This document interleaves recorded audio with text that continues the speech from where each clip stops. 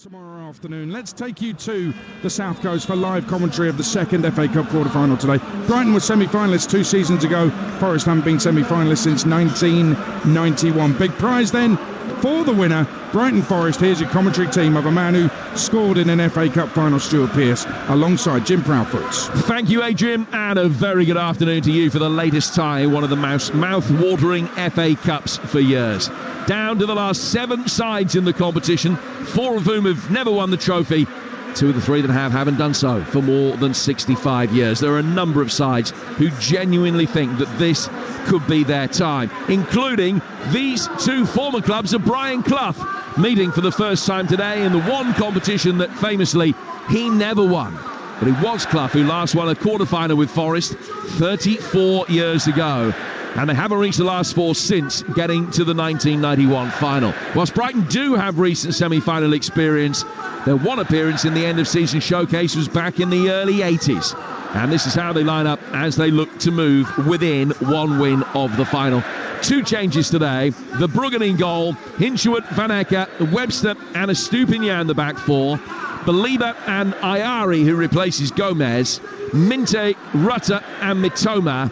And Welbeck, Cup winner in 2017, who's preferred to João Pedro. Well, Forest play with the back 3 when they beat Brighton 7-0 last month.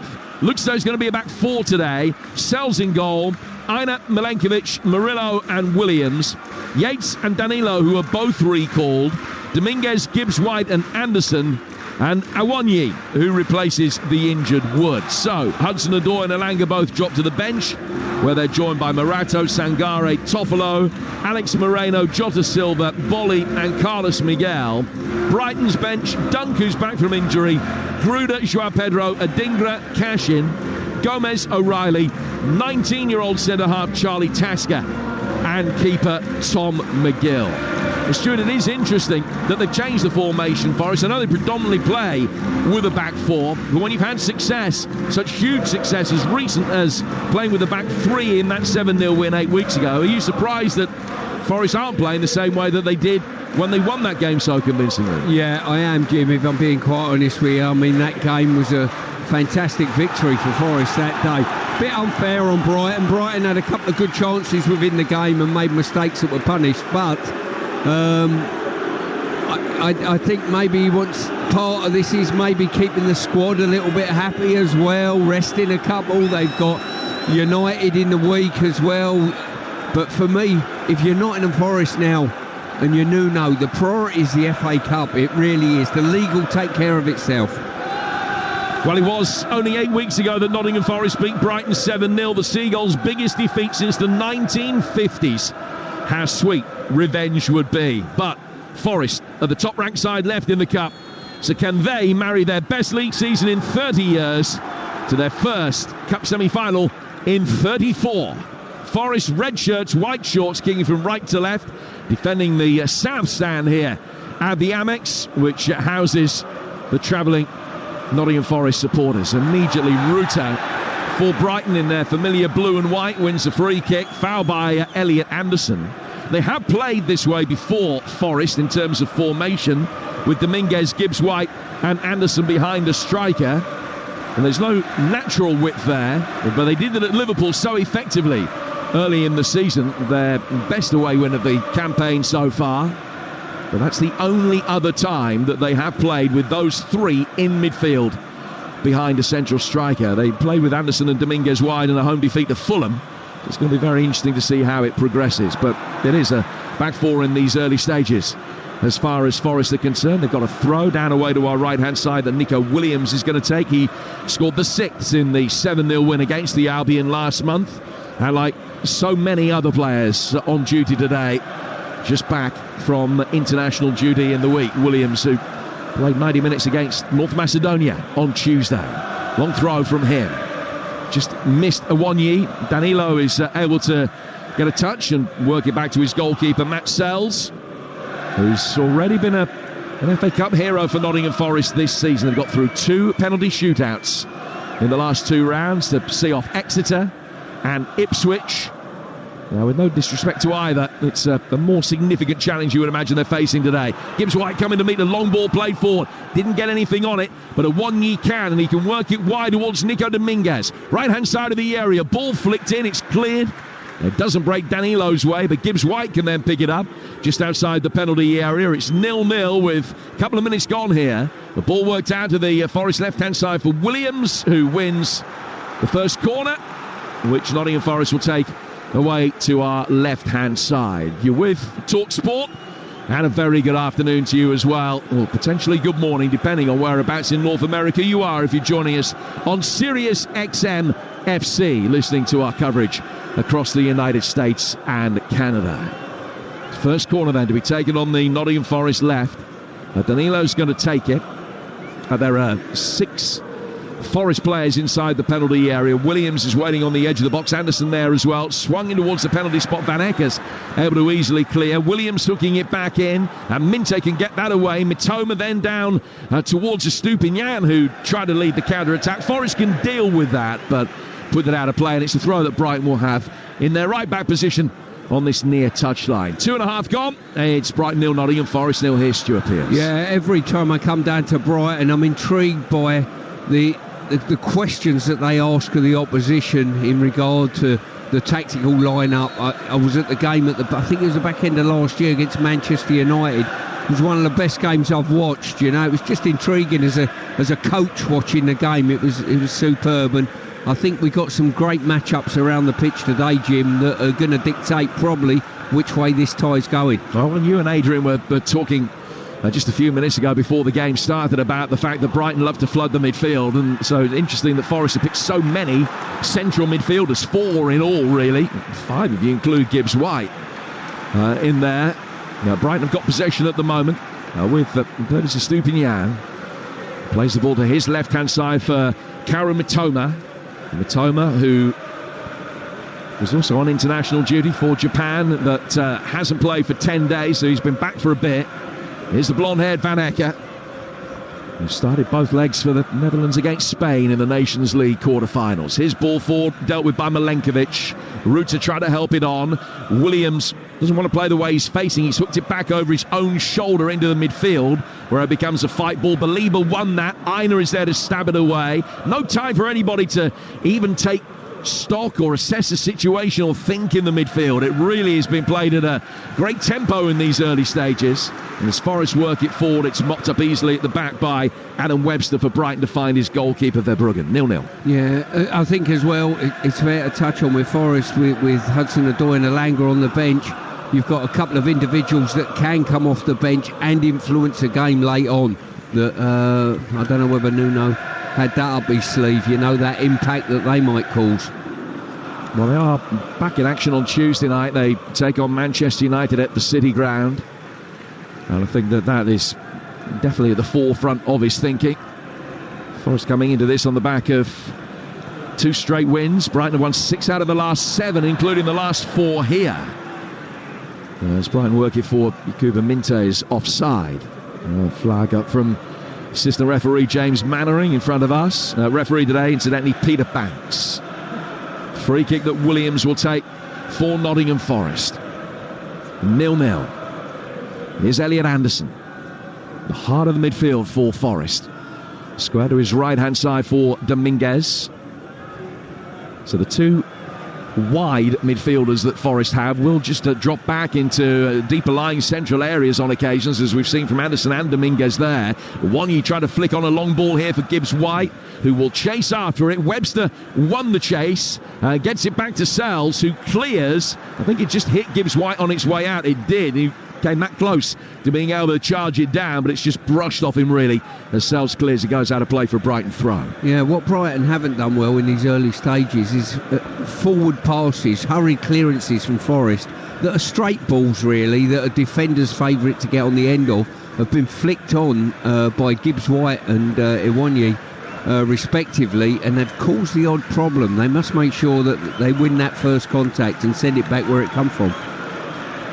Good strength from Williams to win a throw. He plays the ball back for Murillo, who in turn finds his goalkeeper.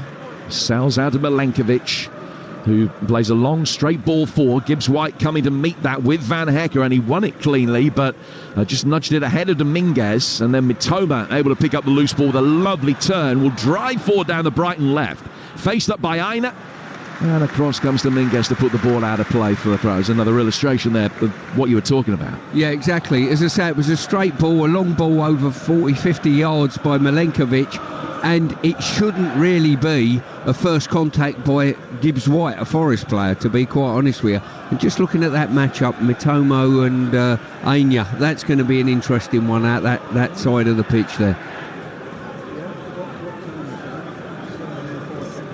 Brighton in possession with Webster to Van Hecker. Down to the right-hand side for the stumbling Minte, who's back on his feet in the nick of time to be able to maintain this latest spell of possession for Brighton. Webster with a long left-footed diagonal ball, trying to get it over Williams for Reuter's run, and came close to doing so. In the end, Hinshelwood comes across and heads it out of play. That was the first effective long diagonal that Brighton have been able to play.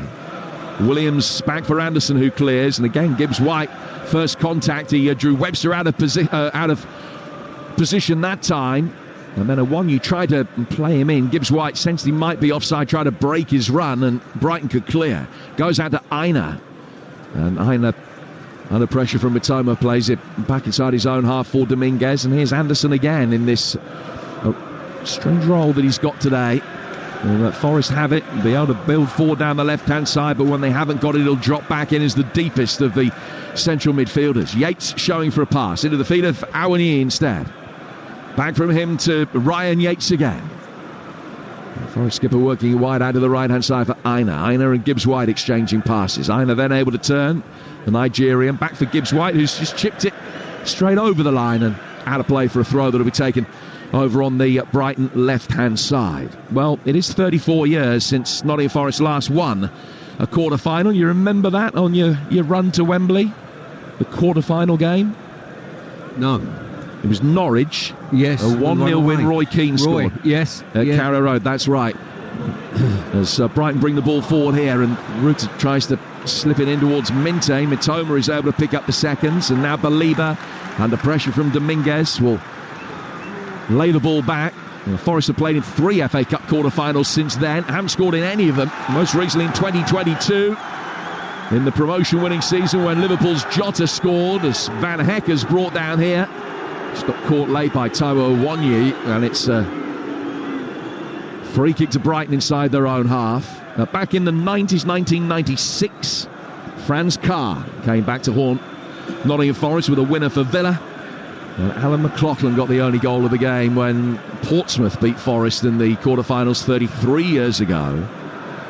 The late great Alan McLaughlin. Free kick here, which Hinshelwood would take. Brighton, on the other hand, chasing a third semi-final in 7 seasons. They've had success at this stage recently against Millwall and Grimsby. Hinshelwood taking the free kick back behind square for Van Hecker. And worked forward by him through the midfield for Webster, and now towards Mitoma over on the far touchline, the Brighton left as they kick from left to right. Now ball swung in by Ayari, too hot, and Minte acknowledging that he was the right pass to play, but far too heavily hit, and Sells can watch it behind into the hoardings in front of those travelling Forest supporters, and we're through the opening 10 minutes here. It's 0-0, Stu. Yeah, it's just looking at Brighton, they played that diagonal ball, or the ball straight over the top of Williams on a couple of occasions. Might be something that they've certainly looked at. The movement's been there either with or without the ball, so either from a diagonal area or a straight one, sort of from fullback beyond the opposite fullback. Sells driving another long ball forward, and Awoniyi beaten this time in the air by Webster, but still Forest winning the seconds in that situation. It was Dominguez that guided it down for Aina, and then Gibbs White with the outside of his right boot. He's given Williams something to chase here, and he's done well to keep it in and win another corner. That was an excellent pass, and Nico Williams herring after it, got there just ahead of Minte, who tracked back with him. Then Williams flicked it off him and out of play for a second Forest corner. Yeah, Forest being the away side here, they've approached the game. You can see that air of confidence they've got, that's been backed up by obviously the form they're showing in their league position. Danilo will take this corner. It's the same setup for Forest, with one inside the 6-yard box And another 5 deeper in the penalty area. Headed away by Van Ecke. Anderson, after the ball bounce, can just turn it forward, but the flag straight up over on the far side. There was a shove by Yates, and it's a free kick to Brighton inside their own penalty area through the opening 12 minutes. Palace already through. And speaking to a few Brighton fans, they think it's inevitable that should the Seagulls get through today, and none of them were taking it for granted by any stretch of the imagination, but if they do, they think there is an inevitability that it's going to be Brighton against Palace in the semi-finals. We'll bring you both of those semi-finals, incidentally. One on April the 26th, so it's 4 weeks today. The other 4 weeks tomorrow, the 27th. And we've got the 2 remaining FA Cup quarter-finals for you tomorrow as well. Preston against Aston Villa and Bournemouth against Manchester City, which you won't hear anywhere else on national radio. Well, they're both for you tomorrow. Yates in the midfield. Getting it forward here for Gibbs-White, who just stopped to invite the challenge, was caught by Ayari, who helps him back to his feet. And it's a free kick that Forest will take on the edge of the centre circle, 0-0. Yeah, I was a little bit disappointed that Gibbs-White didn't get a straight call-up for England. I think his attitude was outstanding when he was called up on the Sunday, but certainly he's playing, you can tell he's full of beans in his play, Jim. Well, a free kick that Murillo's going to take here for Forest. But Brighton keeping a high line, 8-9 yards outside the penalty area, and apart from Mitoma, pretty much everybody is in that defensive line. Now they drop deep as Murillo sends it forward. It's headed by Milinkovic towards the edge of the penalty area. Brighton clear with Ayari, but it's straight into Danilo, who rightly survives the handball shout against him. And Danilo taking it down towards the byline, gets the ball in, headed away by Hinshelwood, and then chipped back over the top, but not to good effect, and straight out of play for a goal kick that'll be taken by Brighton's Bart Verbruggen. It's half-time in the Women's Six Nations. Let's get the details from Talksport's Lisa O'Sullivan. A great first 10 minutes for Wales saw them 7-0 up. Jenny Scoble opening the scoring, with Kira Bevan converting, but dismantled somewhat. 4 tries in 16 minutes from England means at half-time at the Principality Stadium in the Women's Six Nations, it's Wales 7, England 26. Thank you, Lisa. Further details to follow as the ball is played forward. Morgan Gibbs-White, Nwanyi chesting it back into his path. He's made his way over towards the right-hand touchline. Now Ryan Yates can take over, although Estupiñán quickly got between him and the ball. It just nudges it down towards his own corner flag, where Ayari's going to be able to, or should have been able to get it away. Forest won it back, though, with Dominguez. Aina. Now Anderson. Work through the midfield towards Danilo. Aina will take charge again for Nottingham Forest. Over on the far touchline there, right, into the feet of Gibbs-White, who's been given next to no time. Danny Welbeck back to try and detail him on this occasion. Ryan Yates. And Forest just edged back towards halfway. Neither goalkeeper with anything to do through the opening 15 minutes, but it's a game that's been played at a good tempo and a good standard as well. You can tell that both sides have come into it with a real confidence and swagger about them. Elliot Anderson's got it again in the midfield. Played back by him to Yates, to Gibbs-White. Anderson continues his run forward. Yates able to pick up the seconds. Just turns away from Mitoma. Back out towards Gibbs-White. Ball fired forward up the right-hand side of the penalty area for Taiwo Nwanyi's run. He's only got 1 goal in his last 28 Premier League games, the Nigerian. And they're replacing the injured Chris Wood today. He's got it again, right-hand side of the area. The angle's tight. Verbruggen saves with his foot. Comes out for Nico Williams, and he just didn't sit up for him. So he nodded it down and waited for it to drop, and Minter made sure that it didn't drop onto Williams' left foot. Good defending. That's the closest that either side have come so far. Yeah, early observations from me here, Jim. I'm finding there's not enough pressure on the ball probably from Brighton on Forest when they've got the ball. They're comfortable in possession, they're not hurried, they're not rushed, and when the ball has gone forward into advanced areas, Brighton have not won first contact, and Forest have either got good possession in advanced areas, or alternatively, when it has been half cleared, they've picked up secondaries. And that was the case when the two sides met early last month as well. I mean, it's a different Brighton formation. That day they had Hinshelwood, who's playing at right back today. Takes a throw now, playing as the one solitary central midfielder for the first half, and he got completely overrun. But still Forest having the joy in that kind of area again today. Yeah, they've just played a straightforward ball into a corner channel, one Forest player, 3 recovering defenders for Brighton, and it's Iwanya who's turned the ball over and got his team a throw-in. Little things like that erode your team down over 90 minutes if you're not careful. Well, Williams will come across to take this throw. Now Murillo just kicks one match ball away, which have been returned from the Brighton supporters away to our left. So Williams taking 4, 5, 6 steps back, and he's just motioning with his fingers of his left hand that he wants someone a little bit closer to him. Couldn't find Yates, who he'd been hoping would supply the near post flick. Brighton get it away. Comes back out for Nico Williams again. The Welshman with a little reverse ball. Hinshelwood read it. His teammates didn't. And Brighton will be able to clear with a real high up and under from Belieber, and Mint is going to chase after it, and he's certainly got the beating of Milenkovic for pace. He gave him a 10-yard head start, so it was a relatively easy win for the Serbian international, but all he could do was put it out of play for a throw that would be taken by Brighton only 3 or 4 yards adrift to the edge of the Forest penalty area. Yeah, it's part of Brighton's play that I'm surprised they pull everyone back for free kicks, for corners, and it's that counter-attack threat. I've not seen them break out really aggressively as yet. Forest will try and do that now, though, with Gibbs wide out towards Dominguez. Back from him to Aina.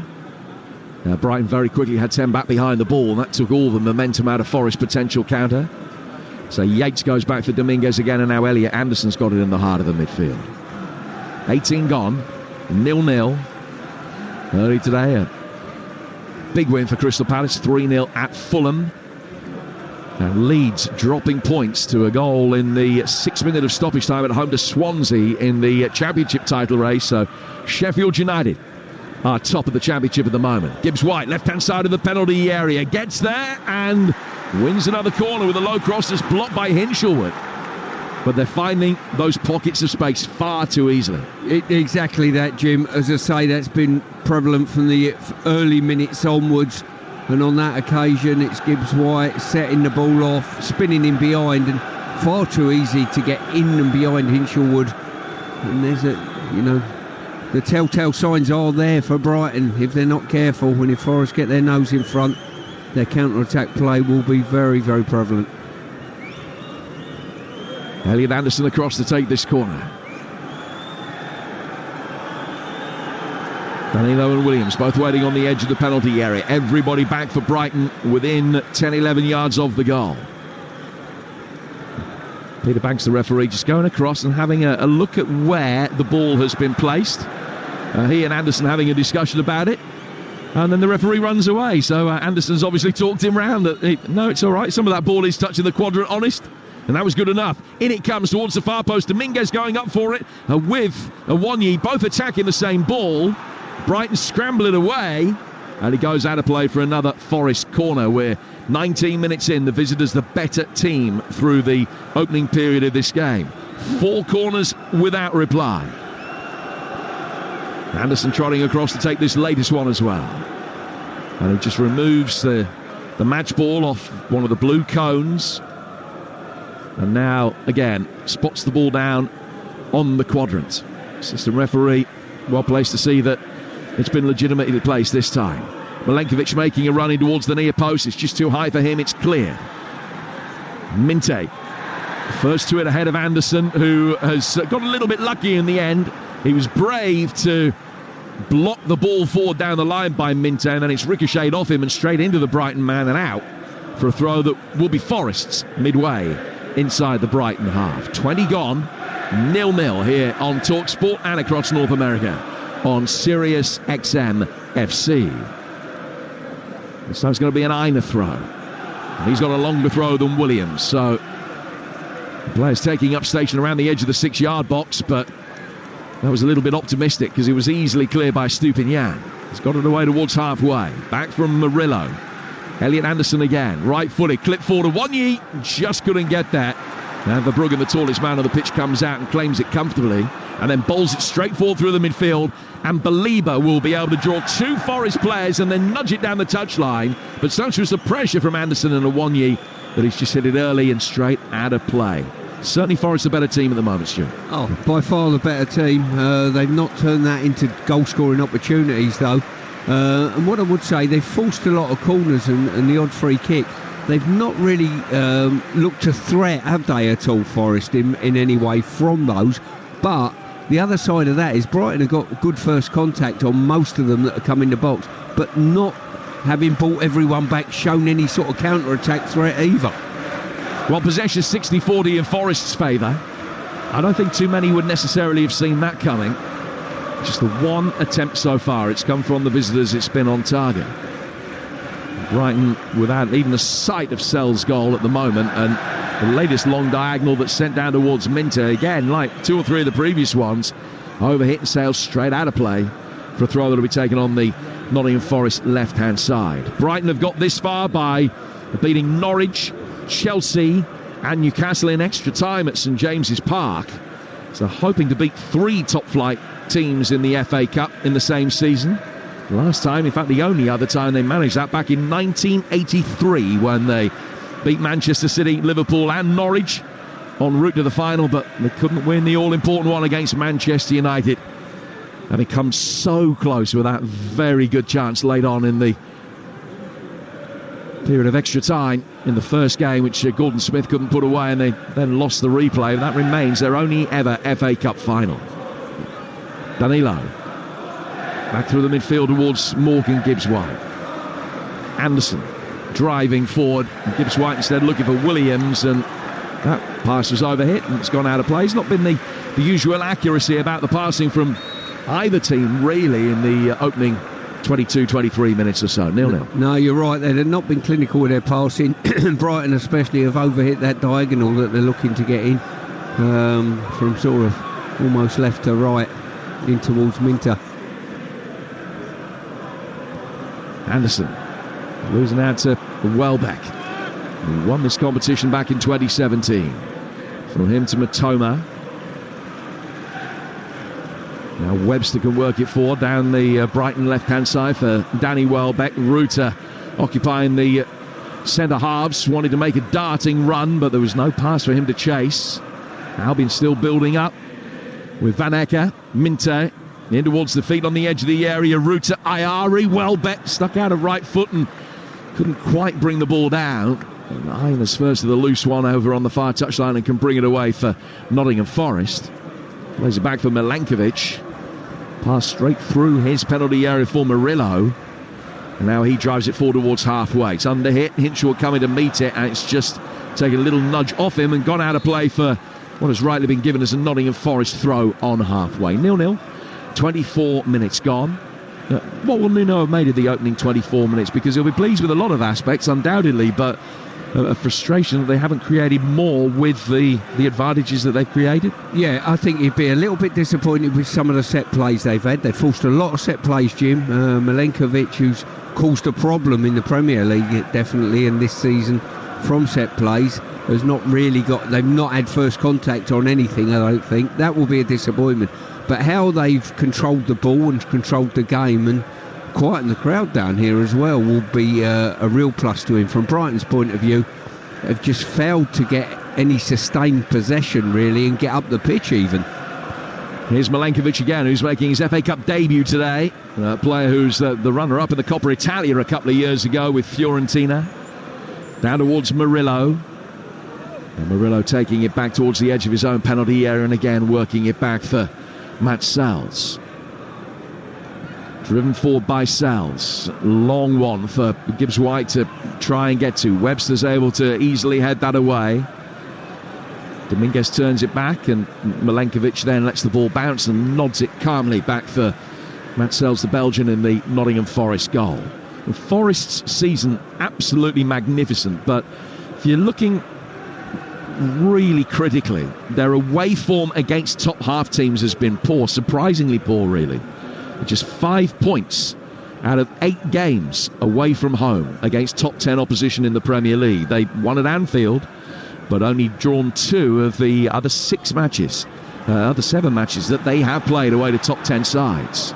Brighton, on the other hand, unbeaten at home to top 10 sides. On the front foot here with Welbeck finding Mitoma. Couldn't quite supply him the return ball. Ayari from distance.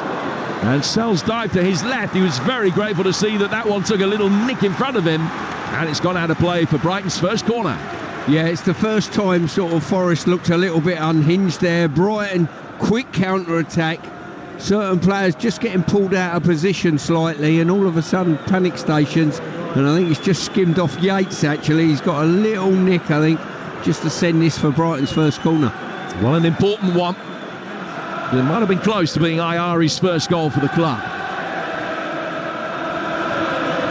Home crowd find their voice again. Corner to be taken on the Brighton and Hove Albion right. 27 gone, 0-0. Stupinian hitting it in, left-footed, very deep. Van Hecker coming around the back.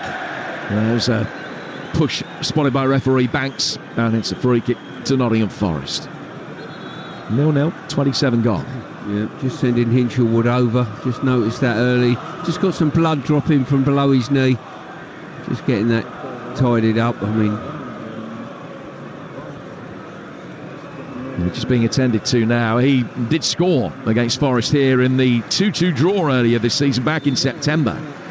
Danny Welbeck got the other Brighton goal that day. Wood and Sosa, the two Forest goal scorers. Gibbs White sent off. Both of the head coaches sent off as well. In fact, the last 6 games between these two, there have been 21 goals.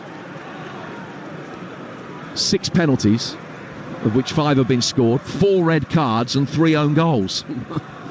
There's got a lot to live up to today. Brighton temporarily down to 10. Rooter's dropped in at right back whilst Hinchelwood is being attended to. Ball sent over the top for Williams' run has just drifted past everybody. Had gone out of play for a goal kick. Hinchelwood, having had the blood cleaned up, is back on, and Brighton are up to their full complement of 11. That a reminder that we're playing to a finish, so it's extra time and penalties if necessary. And a few closers on the bench. You talked about Hudson-Odoi and Elanga being amongst the Forest subs that can be called upon by Nuno, but Joao Pedro and Dingler there amongst the Brighton subs. Van Hecker in possession. Playing in Webster. Good to see Lewis Dunk back in the Brighton squad today after missing the last 7 weeks through injury. He's on the bench. Van Hecker falling towards Ruter. Down towards Hinchelwood, and the first time ball back under pressure from Danilo to guide it back through the midfield for Van Hecker again. Van Hecker for Webster. Van Hecker just saw that his route back to his goalkeeper was closed down by Dominguez, so turned it forward instead. Ruter comes to chase a ball that's hit down the channel and has barrelled Williams over in the process to give Nottingham Forest a free kick. Yeah, good press there from Forest at the front. They smelt blood. Ball's gone out wide. Van Hecker just unceremoniously dumped on his backside and didn't overly enjoy it, I don't think, from Gibbs White. Here's Anderson coming forward towards halfway. Williams ahead of him, Murillo behind him, back towards the Brazilian. A long diagonal from Murillo, who made his international debut on Tuesday. Aina with the ball in here, and Awonyi almost got there ahead of Van Hecker, who could sweep up and get it away. Ryan Yates picks it up, now back from him to Dominguez, and Milenkovic out of the right-hand side again. Gibbs White shaped to cross, but thought that Aina was in a better position, so he rolled it up the touchline for the Nigerian. His delivery is blocked. It comes back out again outside the area. Gibbs White hooking it in after a little bobbly bounce in front of him, and he got his left foot underneath it and really up and under it, straight out of play for a goal kick that'll be taken by Verbruggen for Brighton. The first half hour is raced by, even though neither goalkeeper has got their gloves dirty yet. No, for a game when there's been no goal mouth action, it's been quite an intriguing game, and Gibbs White, just the longer the game goes on, the more his stats are racking up of just not getting passes right on occasion too often. Just needs to clean that up as part of his game, certainly today. He's playing in this number 10 role again, but drifting out of the right-hand side when required. Brighton hook it forward, and Ayari's trying to help it on towards Matoma. Dominguez back to clear. Awonyi's certainly put a real shift in so far. His heat map will show that he's been pretty much everywhere. Brighton win it back again, though. Belieber try to turn under duress, plays it back for Purvis Stupinian. Van Hecker can just saunter forward into Nottingham Forest territory, roll it into the feet of Hinchelwood. Van Hecker again, Down to the right-hand touchline. Kuba Minte. Former Newcastle man shown inside by Danilo. Purvis to Stupinian, urged to shoot, and he's obliged. It was a horrible one. Took a really nasty bounce in front of Sells, got his body behind it, spilled off him, and it was all about who was the most alert from that point. It was Forest, and they could get it away and hook it out for a throw, but Brighton's first shot on target was a really good one from distance. Yeah, they're operating with long-range efforts here. The one previously was deflected wide, and Sells was pretty unsure about that, as you rightly said. Horrible bounce about a yard or two in front of him. They just jumped up, but he did well, adjusted, got it away. Good strike from Estupinian. Brighton, confidence beginning to grow. Trying to get Estupinian in again. Gibbs White made sure that he didn't find it. Webster comes across the cover, but made a mess of getting it away, and then Yates gets caught, and it's a free kick to Forest. Yeah, good recovery there. Just turned it over, and Yates just being caught from behind. So he's suggesting anyway, yeah, potentially there was a touch on the ball between his legs, but certainly a follow-through caught him on the back of the thigh. Stupinian certainly thought that he'd won the ball cleanly. And the free kick given Nottingham Forest's way. Stupinian then the pains to request that Forest take it to the right place. They just move the ball back a couple of yards. Nikola Milenkovic has scored in his last couple of away games for Forest. Taking this free kick back for Anderson. Anderson now for Murillo. And Murillo with a ball that's drifted through the midfield. It wasn't the pass he intended to play, but Aina could retrace his steps and keep the move alive. He's gone back for Gibbs White. 0-0 here on Talksport with 33 minutes play in the second of this weekend's FA Cup quarter-finals. Two outstanding ones tomorrow. Ball inside the penalty area. Wonyi, Williams lets it bounce. Danilo can't get there. Ruta hooks it away. Back over the top from Murillo. That's cleared as well. And Mintis touched back towards his own penalty area. Fell Ayari's way. Welbeck looking for Mitoma. Anderson's picked his pocket in a dangerous position. Right-footed ball swung through the 6-yard box. And Wonyi on the stretch couldn't get the turn to turn it in. Yeah, Anderson not only picked his pocket there, he stepped in front, he read the danger, he roared forward, brushed Mitoma aside and set up a great opportunity to whip the ball in, just a little bit too heavy from the flanks for Iwonyi, who was arriving just too late. I mentioned that it's Preston Villa and Bournemouth Manchester City in the FA Cup tomorrow at 1:30 and 4:30 respectively. And then we've got more Premier League action coming your way Wednesday and Thursday, including Brighton's next game here against Villa Wednesday night, 7:45. It's a game that isn't on the UK TV, but it is live and exclusive on Talksport. Our 350th live commentary of the season. Also that night, Manchester City, Leicester on Talksport 2, Southampton Palace on the app. Southampton potentially could go down on the 6th of April. They need points on Wednesday, and then Thursday night, another exclusive game for you, Chelsea against Tottenham. Tuesday, incidentally, we don't have live action. Forest at home to Manchester United. Will keep you updated. Adrian and Troy Deeney at the City Ground. That game, Dean Ashton at Arsenal. If any consequence happens in any of the games on Tuesday night, you'll hear about it on the award-winning Talksport. Milenkovic plays the ball forward here. Goes over Hinshelwood. Minte retracing his steps as he retreats. And then Williams puts the pressure on to force a poor clearance. Comes back out for Danilo.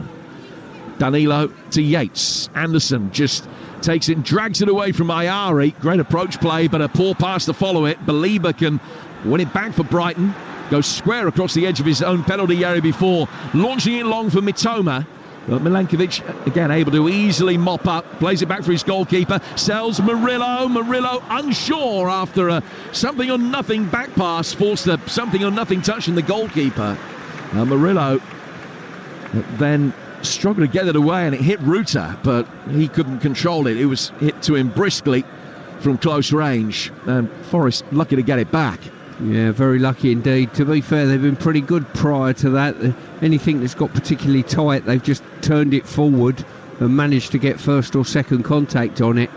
On that occasion, a poor ball from the goalkeeper put Murillo in big trouble. There's the law of diminishing returns at one stage there. Every subsequent pass getting worse than the one before it. But Forest able to survive. 0-0.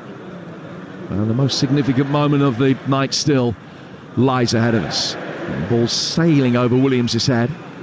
Out of play for a Brighton throw. Minte back for Hinshelwood. Hinshelwood's 10 yards inside his own half. Regarded by some as one of the real outstanding English number sixes of the modern game, although it's not a position that he frequently appears in for his club. He's seeing more action in this right-back role these days. He's got it now.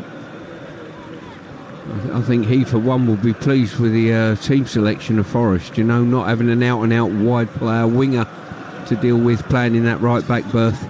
Well, they've still potentially got Ilanga and Hudson-Odoi to deal with at some stage, but neither of them on at the moment, which, if you're a right-back, you're delighted about that you've not got Hudson-Odoi up against you right now. Yates putting a tackle in and winning it back for Nottingham Forest, deep inside his own half, but Gibbs-White can bring it away. Turns neatly to play Dominguez in, who comes through the centre circle and releases Nico Williams. Williams checking, getting the ball back and away from Minte, who's got a lot of defensive responsibility to deal with these advanced runs from Nico Williams, but did it very well there. Milenkovic inside the centre circle, goes back out towards the right hand side for Ola Aina, and now the Nigerian can bring it forward again with 7 minutes to go to half time here on Talksport, as Yates plays the ball out towards the Nottingham Forest right for Gibbs-White.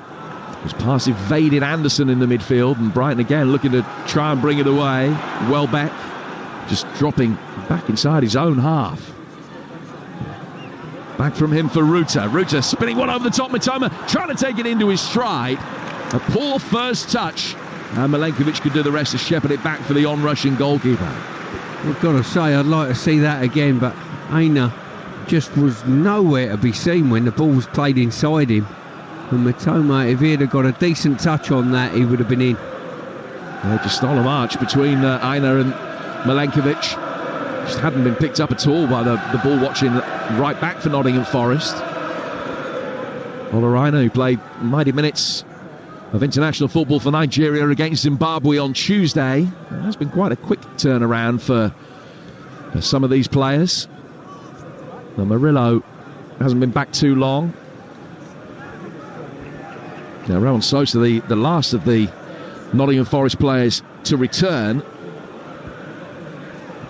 And he's not involved in the 20 today. Another long ball launch for Gibbs-White. Losing out to Minte. Now back he goes for Bart Verbruggen. Well, great tempo about the game in the early stages. It has dissipated somewhat, but that was inevitable. It was absolute breakneck speed through the opening 15-20 minutes or so. I've been a little bit disappointed with Brighton's counter-attack threat. I don't think it's been quick enough, and on occasion when they have turned the ball over in mid-third, the crowd's reaction tells you everything. There's a little bit, come on, let's get forward, let's make advanced runs very quickly, and I've not seen that as much from them. Been beaten here this season by Palace and Everton, and knocked out of the League Cup by Liverpool, but those are the only defeats that they've suffered on the road. They've won half of their games here at the Amex, including each of the last 4, having had a barren run on home turf before that. Forest, on the other hand, a side that you have been able to get at when they've travelled recently. 15 goals they've conceded in their last 5 away games, which, when you consider the great form they've been in, was a surprising statistic. Van Ecke forward towards Welbeck, the 34-year-old towards Minte. Little nutmeg of Williams for Hinshelwood's run. Murillo comes out from the centre to deal with the threat and get it away. Williams sticks a right boot up quite high, but fairly. Wins it back. Yates then mops up, goes back to his goalkeeper, sells Passes it away under pressure from Welbeck. Williams will swipe it forward on the half volley. And Wonyi battling with Van Acker, who just stood his ground. And Wonyi thought there was a little bit more in it than that, and he was obstructed. No complaints, though, from any of the Nottingham Forest contingent, really. Now Brighton will be able to bring it away with Van Acker getting it back now from Webster. 3.5 to go to half-time. Hinchwood making good ground down the right-hand side. Minte! And that was an over-hit cross that actually doubled up as a shot on target, but was never likely to trouble Sales. Yeah, I think for Brighton to come into this game and be a bit more forceful within it, their two wide players in Minte and Matoma have got to have more effect on the game, I really do. And Forest still struggling to create anything of any consequence. They had the first shot of the day and haven't had one since. Matoma turning into trouble rather than away from it. Nico Dominguez winning it back. Now Aina will try and bring it forward. That's easily cut out, though, on the Brighton left. Good play by Estupinian, who then makes his run forward as Hinchwood brings it away. Comes forward towards halfway and then turns back again.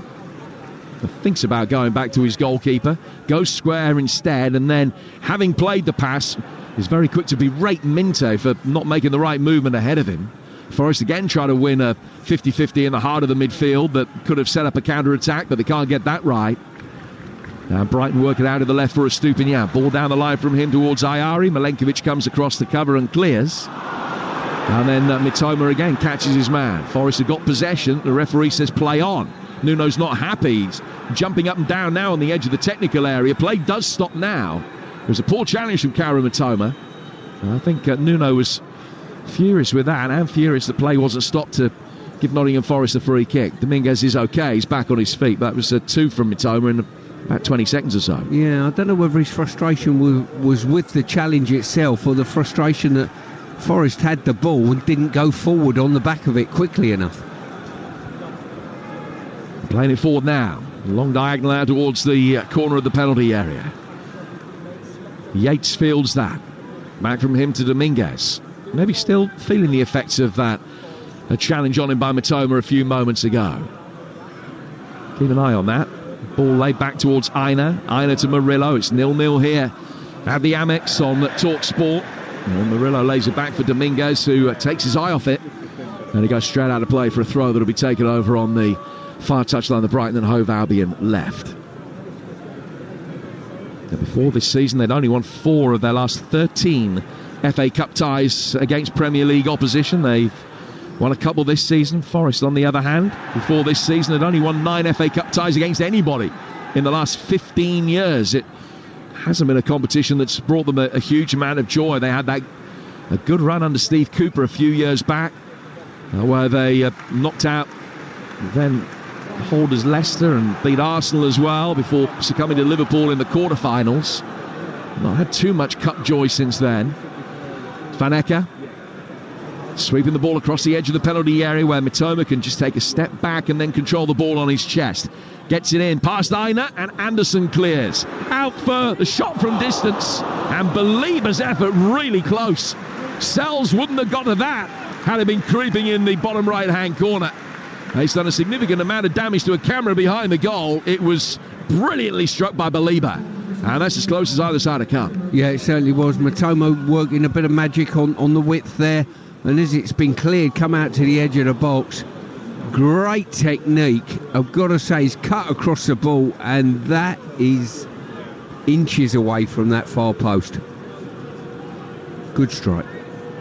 Unless you're the cameraman, who I hope is insured. He's got, simultaneously, a massive problem because his kit's now broken, but he's also got a brilliant photograph of the ball coming towards his camera at high speed. I think he would probably have rather traded one for the other, as Anderson is now caught in midfield. We're midway through, just a little past midway through the 1 additional minute of stoppage time at the end of this first half, and Forest are going to end the half on the front foot with a free kick that Murillo's going to come forward to take. Spots the ball down. So Yates waiting on the edge of the penalty area, and it comes from Murillo. It's a long diagonal ball. Brighton get this clear. The half-time whistle will blow. They haven't got it away. Yates poking it back through the box. And Estupiñán watches that out of play for a goal kick, and that is half-time. And it's been 45 minutes in which neither side have really been able to lay a glove on the other. Nottingham Forest, much the better team for the opening 25 minutes. But it's Carlos Baliba that's come closer than anybody to be able to break the deadlock with that vicious effort right on 45 minutes. Wanyi trying to get on the end of perceptive crossing from Gibbs-White at the other end, probably the closest that Nottingham Forest have come. And I think Nuno, whilst he'll be pleased with so many aspects of the play, will be disappointed that there's been absolutely no potency at all. 3-0 to Forest when the sides last met at half-time. Well, half-time tonight, Stu, it's 0-0 and broadly chanceless. Yeah, very few chances in the game, you would say.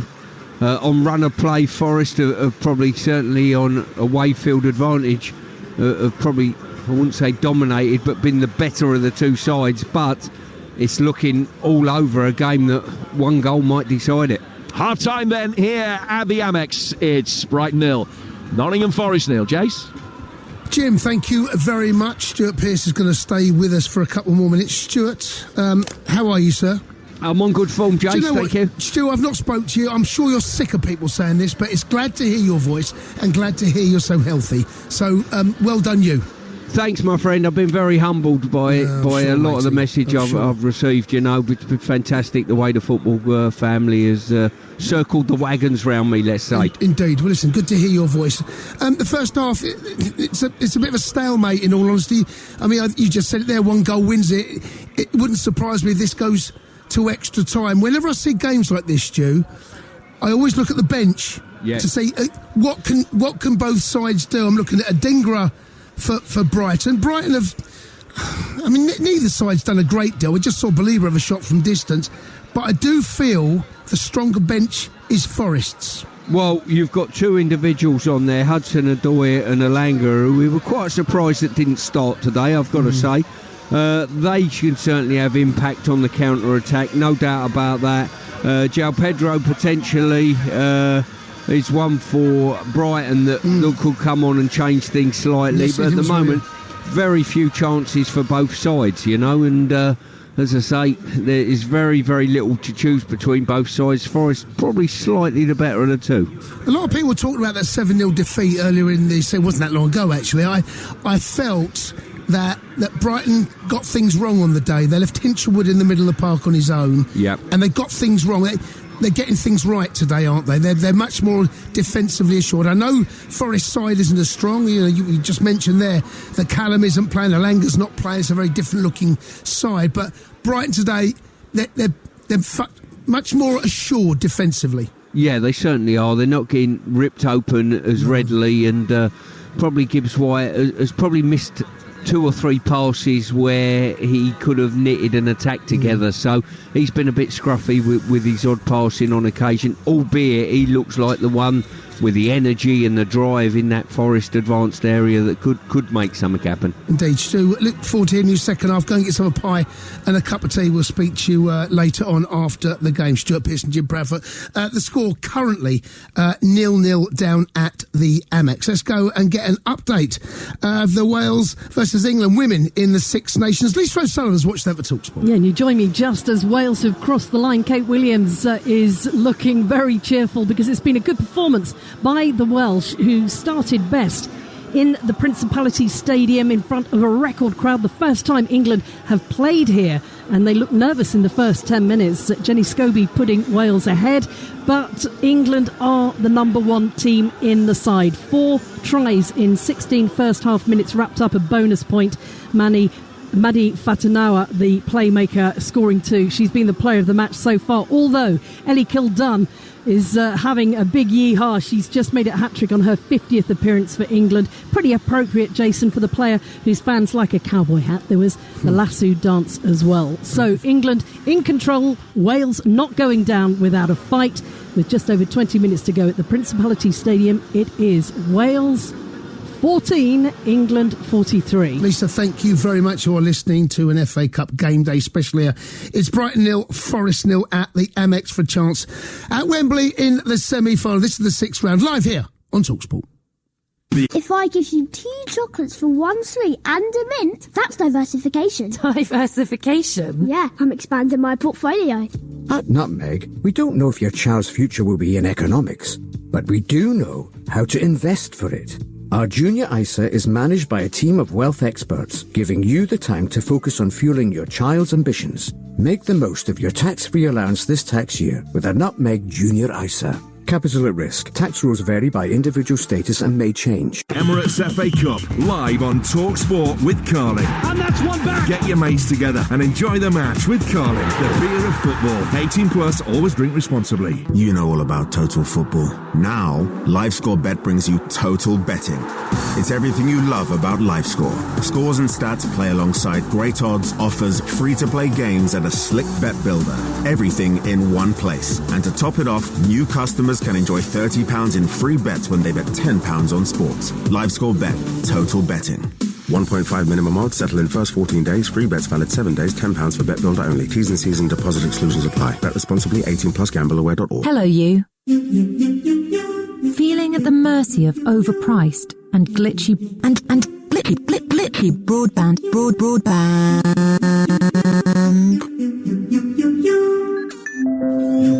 At USwitch, our broadband experts battle behind the scenes to get you exclusive prices at the speed you need, so you're free to enjoy life without a glitch.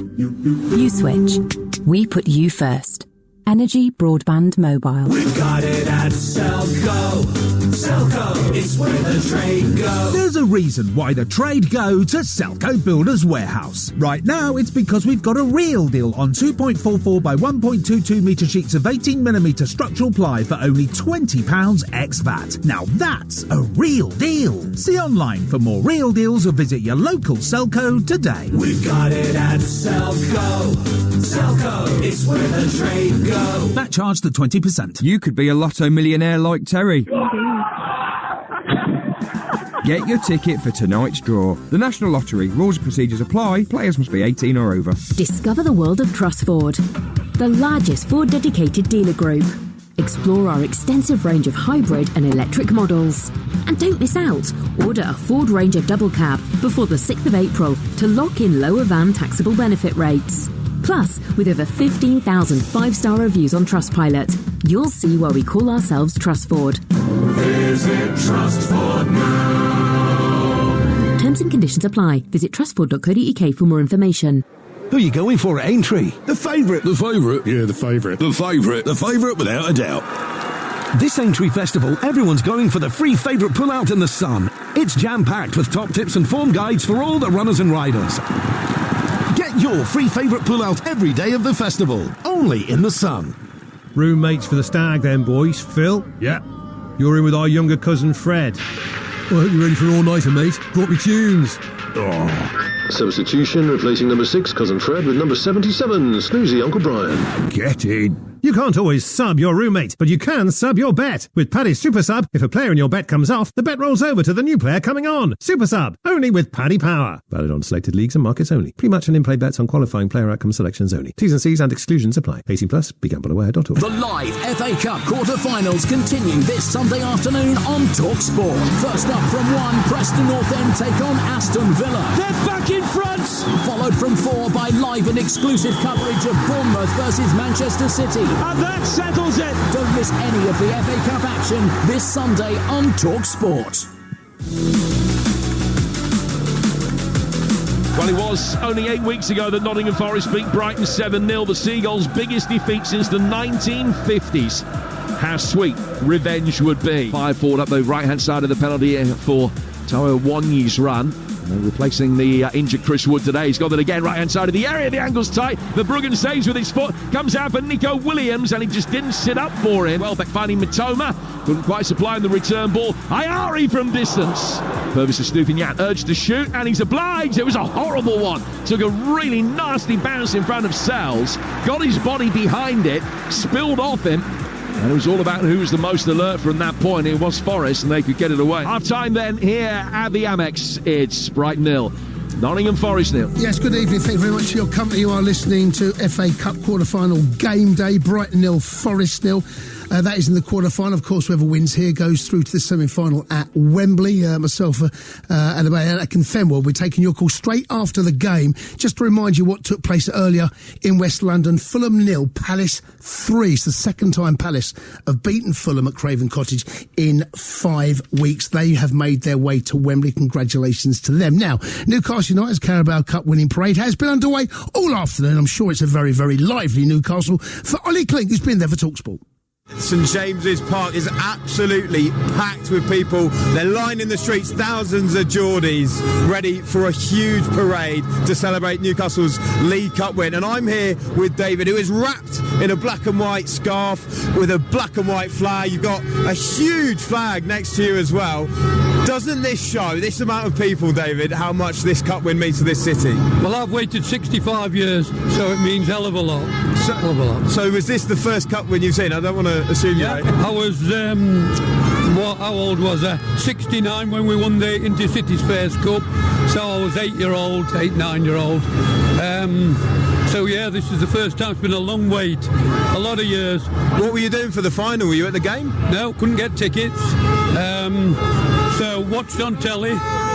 Would have loved tickets, but you know. And were the tears flowing when they lifted the cup? Yeah. I don't cry for very much, but yeah, cried that day. And how excited are you to see the lads go past on the bus today? Yeah, I can't wait. I've been up to Town Moor to have a look at things. I've walked back, so I shall walk all the way with the bus. Yeah, really, really good. And tell me, right, Eddie Howe, does he deserve a statue? Where should it be built? Let's put it next to the main man. Let's put it next to it. But not everybody in the country believes that that's the right thing to do, but for us, we've lived a dream, we've suffered for 70 years, you know, so why not? That's what 70 years of pain sounds like. And then you just come out and just celebrate. Why not? Congratulations to them. Yeah, it's 70 years of not seeing a domestic trophy. There are fans out there that just believe that Newcastle will never win a trophy. Well, you know what?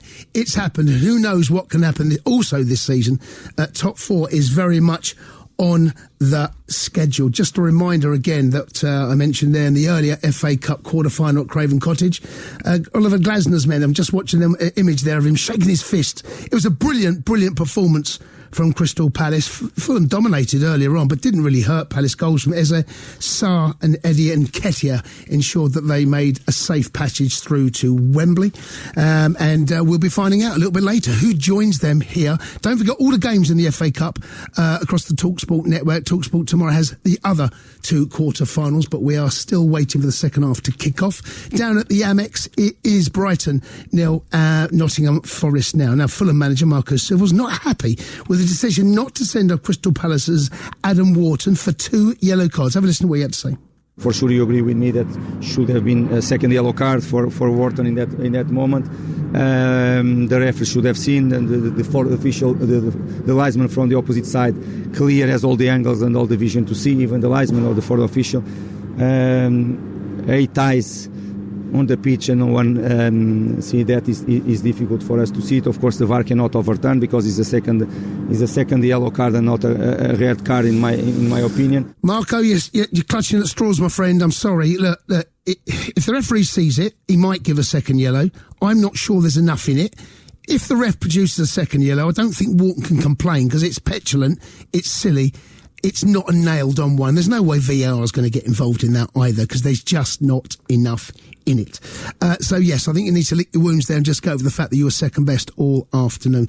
Here's a reminder of today's championship results. Watford 0, Plymouth 0, Hull 0, Luton 1, Sunderland 1, Millwall 0, Norwich 1, West Bromwich Albion 0, Burnley 1, Bristol City 0, Cardiff 1, Sheffield Wednesday 1, Portsmouth, big win for them, 1-0 at home to Blackburn, and Middlesbrough 2, Oxford United 1, Stoke 3, Crystal Palace 1, and Leeds United 2, Swansea two. There were two very, very late goals. It looked like the points were going to stay at Ellen Road, but a late equaliser for Swansea. Both goals were scored really late in the game. Ensures that Sheffield United stay top of the Championship. And do not forget myself, Adebayo Akinfenwa, will be taking your call straight after this game. There's not been a lot to talk about so far. Just have a look at some of the Brighton players that are warming up currently. It would not surprise me if the deciding vote comes from the bench here in both of these games, because there's not been a lot to choose between the pair. Both, I'm looking at the monitors, both subs are worn up for both teams, and it's been a game of few chances. We've done a highlight package there. It was short for a reason, because there wasn't a great deal to talk about, in all honesty. But listen, if you've been to a game up and down the country, myself and Bayer will be taking your call straight after this. Of course, if it does go to extra time, and who knows, the way I've looked at the moment, it wouldn't surprise me. But I'm looking at Alanga warming up. I'm looking at one or two others warming up. Let's go back to the Amex for your commentary crew, Jim Proudfoot and Stuart Pearce. Jason, thank you. Well, Brighton first out for the second half.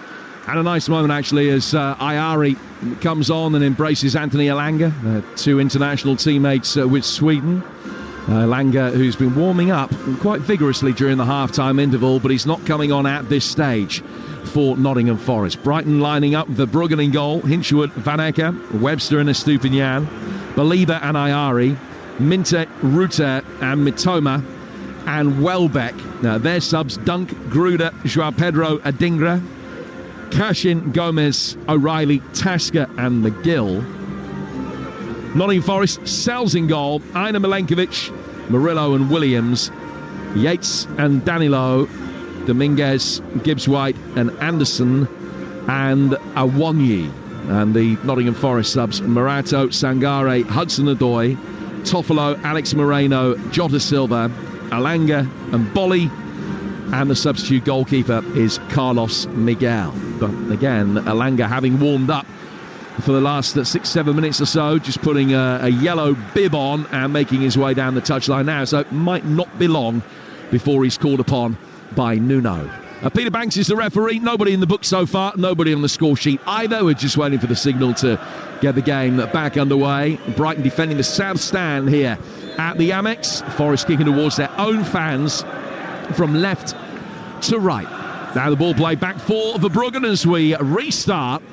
And it's cleared by Murillo. A long punt forward over halfway. Wanyi is flagged offside. And it's a free kick which will be taken by Brighton. Well, when the two sides met 8 weeks ago, it was Forest's biggest win in 34 years. Brighton's heaviest defeat for 67 years. And this is their first ever FA Cup meeting, although Forest did knock Brighton out the League Cup back in 1986 when Franz Carr got a couple, but I'm reliably informed the best goal of the night was a Stuart Pearce penalty.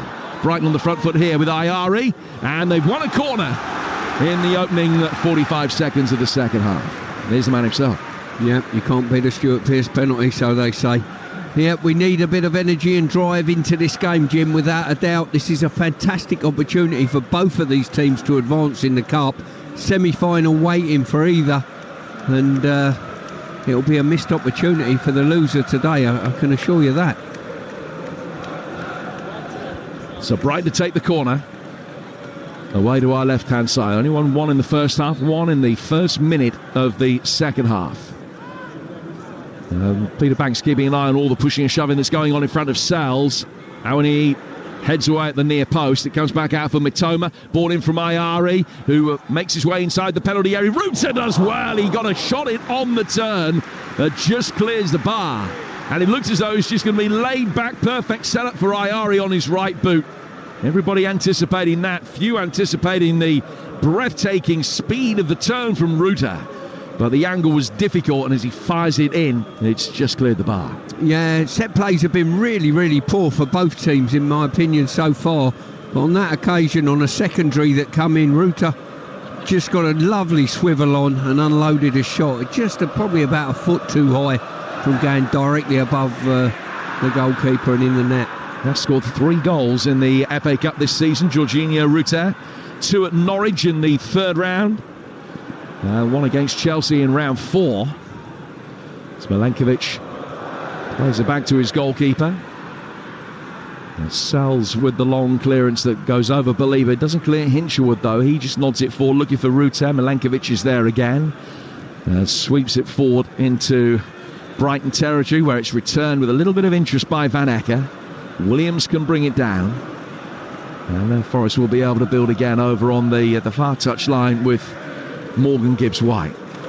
4 through the midfield from him to Yates. And now back for Murillo, whose international debut was actually curtailed at 45 minutes the other night for Brazil against Argentina. And there's a good ball forward here from him to find Taiwo Awoniyi. Comes outside the penalty area. Right-footed effort from Gibbs-White, and that was close as well. Needed a little fingertip over the bar from Verbruggen. Might have cleared the bar anyway. Verbruggen using his full frame to climb high. And not taking any chances, just gave it a helping hand. Out of play for a corner. Yeah, really good setup there. Nico Williams looking to get his shot away. Couldn't get the angle, helped it on. And Gibbs-White unloaded one. And I think that was dipping very, very late. It was a very good save. So Forest's 5th corner and their first of the second half. In front of the Nottingham Forest supporters. Elliot Anderson raises both arms above his head. Right-footed, he swings it in very deep. Gibbs-White trying to get his head to it. It just cannoned back out towards the right-hand side of the box. Stupinian. 3 Forest players on him really quickly to put the pressure on. And he got it away. Now Gibbs-White trying to get the better of Ayari. Clever backheel flick down the line. Ryan Yates is on that. Gets to the byline, pulls it back. Right-footed acrobatic attempt from Anderson, who's such a high tariff chance, had no chance. And then Brighton clear, and Milenkovic again renews his acquaintance in a foot race against Minte. And again, had enough of a head start against the quicker player to be able to deal with it. The Forest working themselves brilliantly into a good position down the right-hand side of the box. A fantastic touch from Gibbs-White, not such a good cross from Yates. Yeah, I'm not sure how long this game will go on before either manager looks to ring the changes and create a little bit more goal mouth action at each end, Jim. What I would say is, you know full well if anyone concedes a goal, that will spring them into making changes very quickly. Yeah, Forest with a really good record in that regard. They've only conceded first in 8 of their last 33 games in all competitions. Brighton get it forward here with Matoma. Matoma on the left-hand side of the area. Sells comes out, just pats the ball into the ground and picks it up at the second attempt and then gets it out really quickly. Gibbs-White chasing after it. Van Hecker sweeps up. Good tempo about the game now. It just faded away in the last 15 minutes of the first half, but much more watchable again since the resumption. Van Hecker works the ball back towards Webster. Webster's ball forward, Anderson winning it back in the midfield. And then Yates puts his hands out to tell Aina that he'll take control and then gives him a horrible pass to try and deal with, which goes straight out of play for a throw that will be taken on the Brighton and Hove Albion left. Yeah, just prior to that poor pass from Yates, I've got to say Anderson done extremely well. Reads the game well and just steps in front of opponents and just takes the ball off them, stops attacks. 6 minutes into the second half here on Talksport and across North America on Sirius XM FC. Hinshelwood out of the Brighton right-hand side, still 0-0. Minte trying to get himself into a position to cross. The block comes from Nico Williams, who then falls to the ground, and he's won a free kick. There's an angry reaction from the Brighton bench. Hertzler straight in the ear of the 4th official, Thomas Bramall, about that. Nuno, meanwhile, in dialogue with the assistant referee, James Mannering, right in front of us. Remember, both of the head coaches were sent off when the two sides met here earlier this season. No real sense yet that it's just simmering beneath the surface, although Hertzler, as he makes his way back to his seat now, is shaking his head and chuntering away to himself. Yeah, I think he's got a case, actually. I think Williams done quite well covering the run, but then just sort of spread-eagled himself on top of the ball. I don't think there was a free kick there in any way, shape or form. The referee took the easy option and thought to himself, well, I better start with a free kick, otherwise the player's lying on top of the ball and anything could happen. Well, Paul Tierney's the VAR, but didn't decide that there was a case to answer. Ball goes back for Sells. Long clearance from him. Down to Ola Aina. And headed out of play past Dominguez for a throw that'll be taken by Nottingham Forest on this near touchline. Might be Forest who blink first in terms of making changes. Seems to be just a little bit more action on their bench at the moment. Here's Anderson. Anderson plays the ball down towards the right-hand side for Aina. Aina turning back inside and then just got caught by Estupinian. He laid the ball off. Gibbs White flicks out a left foot to try and keep it under control.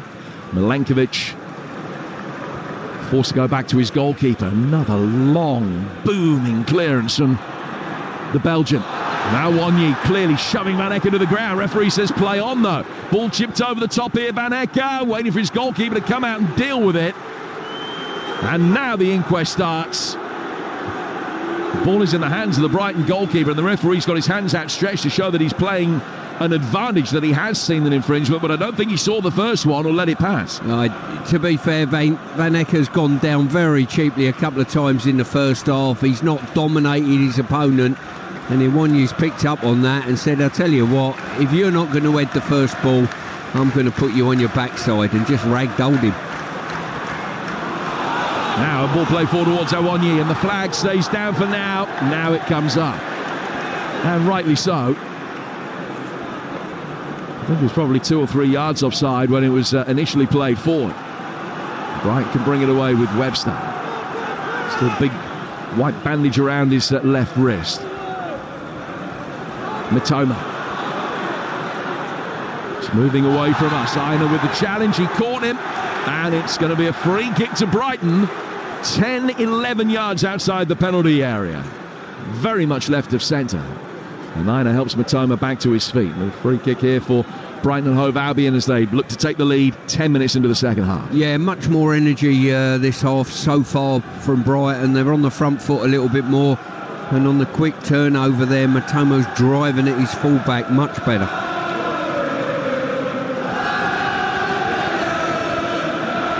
And the crowd responding in kind, I think, Jim. Absolutely. Finding their voice. We talked earlier about the fact that this has been a fixture that's been a high-scoring one in the recent past. I mean, 11 goals in the 2 games between them this season, but still 0-0, 10 minutes into the second half here. Ayari standing over this, right-footed in-swinging clip. Van Hecke coming to meet it, and his header hit Yates and then goes out of play for another corner. Well, I think they got very, very fortunate there, Forest. The ball was floated fantastically well. Lace's ball just held it up on the diagonal, and Van Hecke coming in at the far post just headed it. Fortunately for Forest, Yates covered his run and just got his head in the way, albeit it was facing the wrong direction. Estupinian will go out to take the corner. Over on the Brighton right. Webster stands by the penalty spot, and Danilo's keeping an eye on him, but he's a good 3-4 yards away. In from Estupinian, quite a flat delivery, and the header is wide from Hinchelwood. Hinchelwood there at the far... Sorry, Jim, I got a mouthful of cookie. Hinchelwood there at the far post. Fantastic movement, just peeled off from the far post, craned his neck and just couldn't get enough on it to steer it in the far post, and I'll get back to my cookie. Yeah, you do that. Forest are going to make a double change in a moment, and it is Hudson-Odoi and Alanga that will be coming on. So I don't know whether it's a sort of a premeditated, we'll bring them on after an hour or so. Looks that way with play 57. Alanga still not ready to come on if the ball goes out of play now, and it is going to be a double change. Murillo getting it forward. Van Hecke heads it away. Webster, 15-20 yards outside the penalty area. Comes forward towards halfway. Hits the low ball along the deck towards Estupinian. Square from him for Mitoma. Back for Purvis Estupinian again. Ecuadorian international working it back through the midfield. Ayari, Mitoma just too far ahead of Ruta. Williams had to be alive on the cover to sweep it away from Minte inside the penalty area and out for a Brighton throw. And they try to turn the screw here, the Seagulls. Down by the corner flag. Throw taken quickly. Work back through the midfield to Estupinian. Ball just emerged into his view from behind the referee for a moment. Aina gets it clear and out of play for another Brighton throw. In fact, Webster's kept it in. I just nodded it on the left-hand touchline. And Brighton will be able to build again. They're forced back by Awoniyi's pressure. Back towards Webster. And Webster goes back for Van Eck. It's still Elanga and Hudson-Odoi are waiting for the signal to come on. It's imminent. Mitoma on the Brighton left, running towards the edge of the penalty area. Shown inside, away from Nico Dominguez. Can't get himself into a shooting position, just overran it, but he can lay it out towards Minter. Clipped in towards Ruta, headed away by Milenkovic. Comes back outside the penalty area again for Belieber, and it's a handball. And a free kick to Forest. After Belieber in controlling that, just used his upper arm. Well, this game's changed now, certainly since half-time. Brighton have been the stronger side that have got forward, passed the ball better, been more on the front foot. And Forest and Nuno is obviously seen the danger signs there, and the two subs coming on, the speed machines are coming on now. Yep. Hudson-Odoi and Elanga, the men that will be introduced. I wonder whether Dominguez will be one of the players that comes off. It's going to be interesting to see how things are shuffled around. Anderson is being called over here, but his number isn't up. I think he's just getting revised instructions from the Forest medical staff, or is he going to be replaced? Is it a Ramadan break now, Jim? Did I hear earlier? Yeah, night falling. It is expected to be the last night of Ramadan. And as a consequence, at this stage, players just getting refreshments on board. And that does allow Nuno the opportunity to call his players over, and Hertzler for Brighton as well, and just give a few instructions. So you're anticipating a drastic change as far as Forest are concerned here. It certainly gives something for Brighton to think about, that they haven't had to worry about that pace on the counter-attack. Yeah, the real pace. I think they've had a semi-problem in the first half with Iwanyi and Gibbs-White retaining the ball and putting them under threat, but now some more energy in the width as well, maybe even up front. Let's get a full time from the Women's Six Nations Rugby with Lisa O'Sullivan. It's finished Wales 12, England 67, and a magnificent atmosphere as England played at the Principality Stadium for the first time, running in 11 tries. A hat-trick for Ellie Kildun on her 50th appearance for her country, and 2 for Abby Burton on her England debut. Not bad for someone who had to learn to walk and talk again after being in a coma, having developed a rare autoimmune condition. A highly watchable match, plenty of positives for Wales, but England showing why they are the best in the world. Final score at the Principality Stadium, Wales 12, England 67. Thank you, Lisa. Forest have made the double change. Danilo off, and Taiwo Awoniyi is off as well. So it looks as though Alanga's going to go through the middle, with Gibbs-White on the right and Hudson-Odoi on the left. That's how Forest are certainly lining up for now. Yates standing, and the target for a long diagonal ball forward here from Sells. He's made his way out towards the right-hand touchline. But when Forest had the joy against Brighton earlier this season, they played 3-5-2, and they played with Anthony Elanga alongside Chris Wood through the middle as one of the two. And Elanga is reprising a similar role here by the look of it. 17 gone in the second half. Free kick to Nottingham Forest after Estupinian dived in.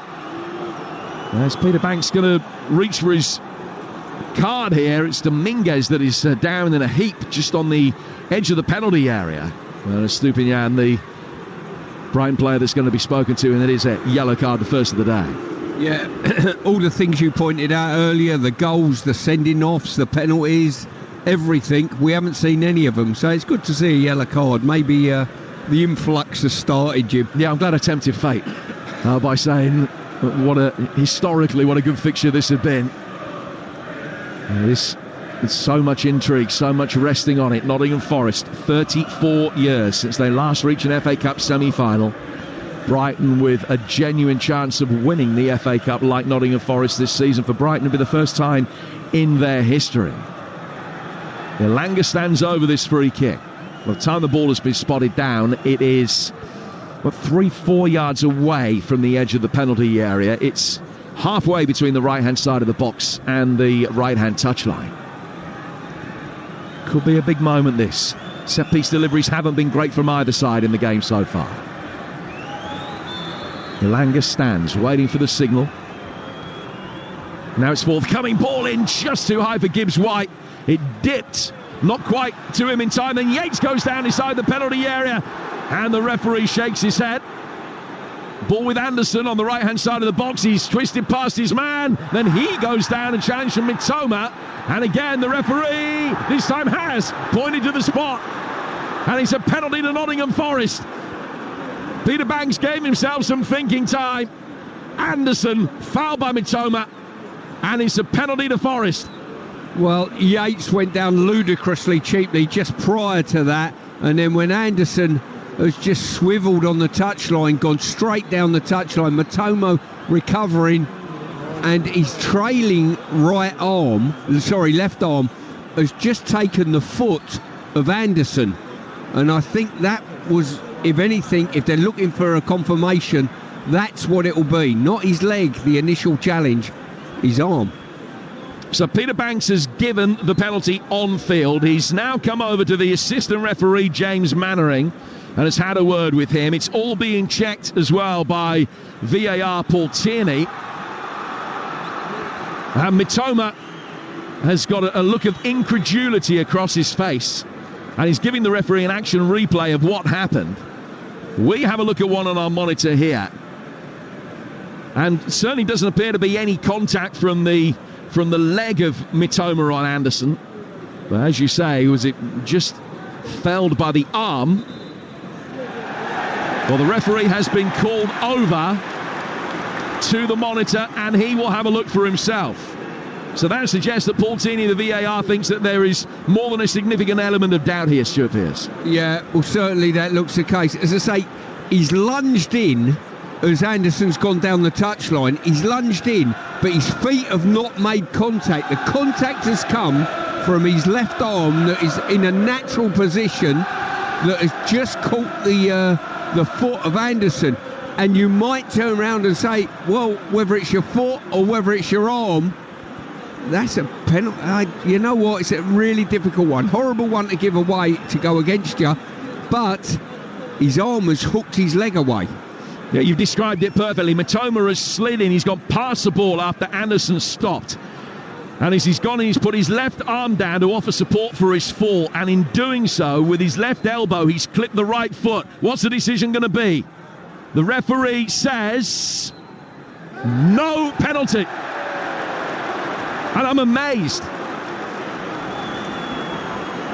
And the reason I'm amazed is that he feels that there is a significant error. I don't think it is a significant error either way. I've got to say, if I was refereeing this game, I would have kept the penalty in place, because his arm has dragged Anderson's right leg. That will be interesting. And Nuno will not be happy with that after the game.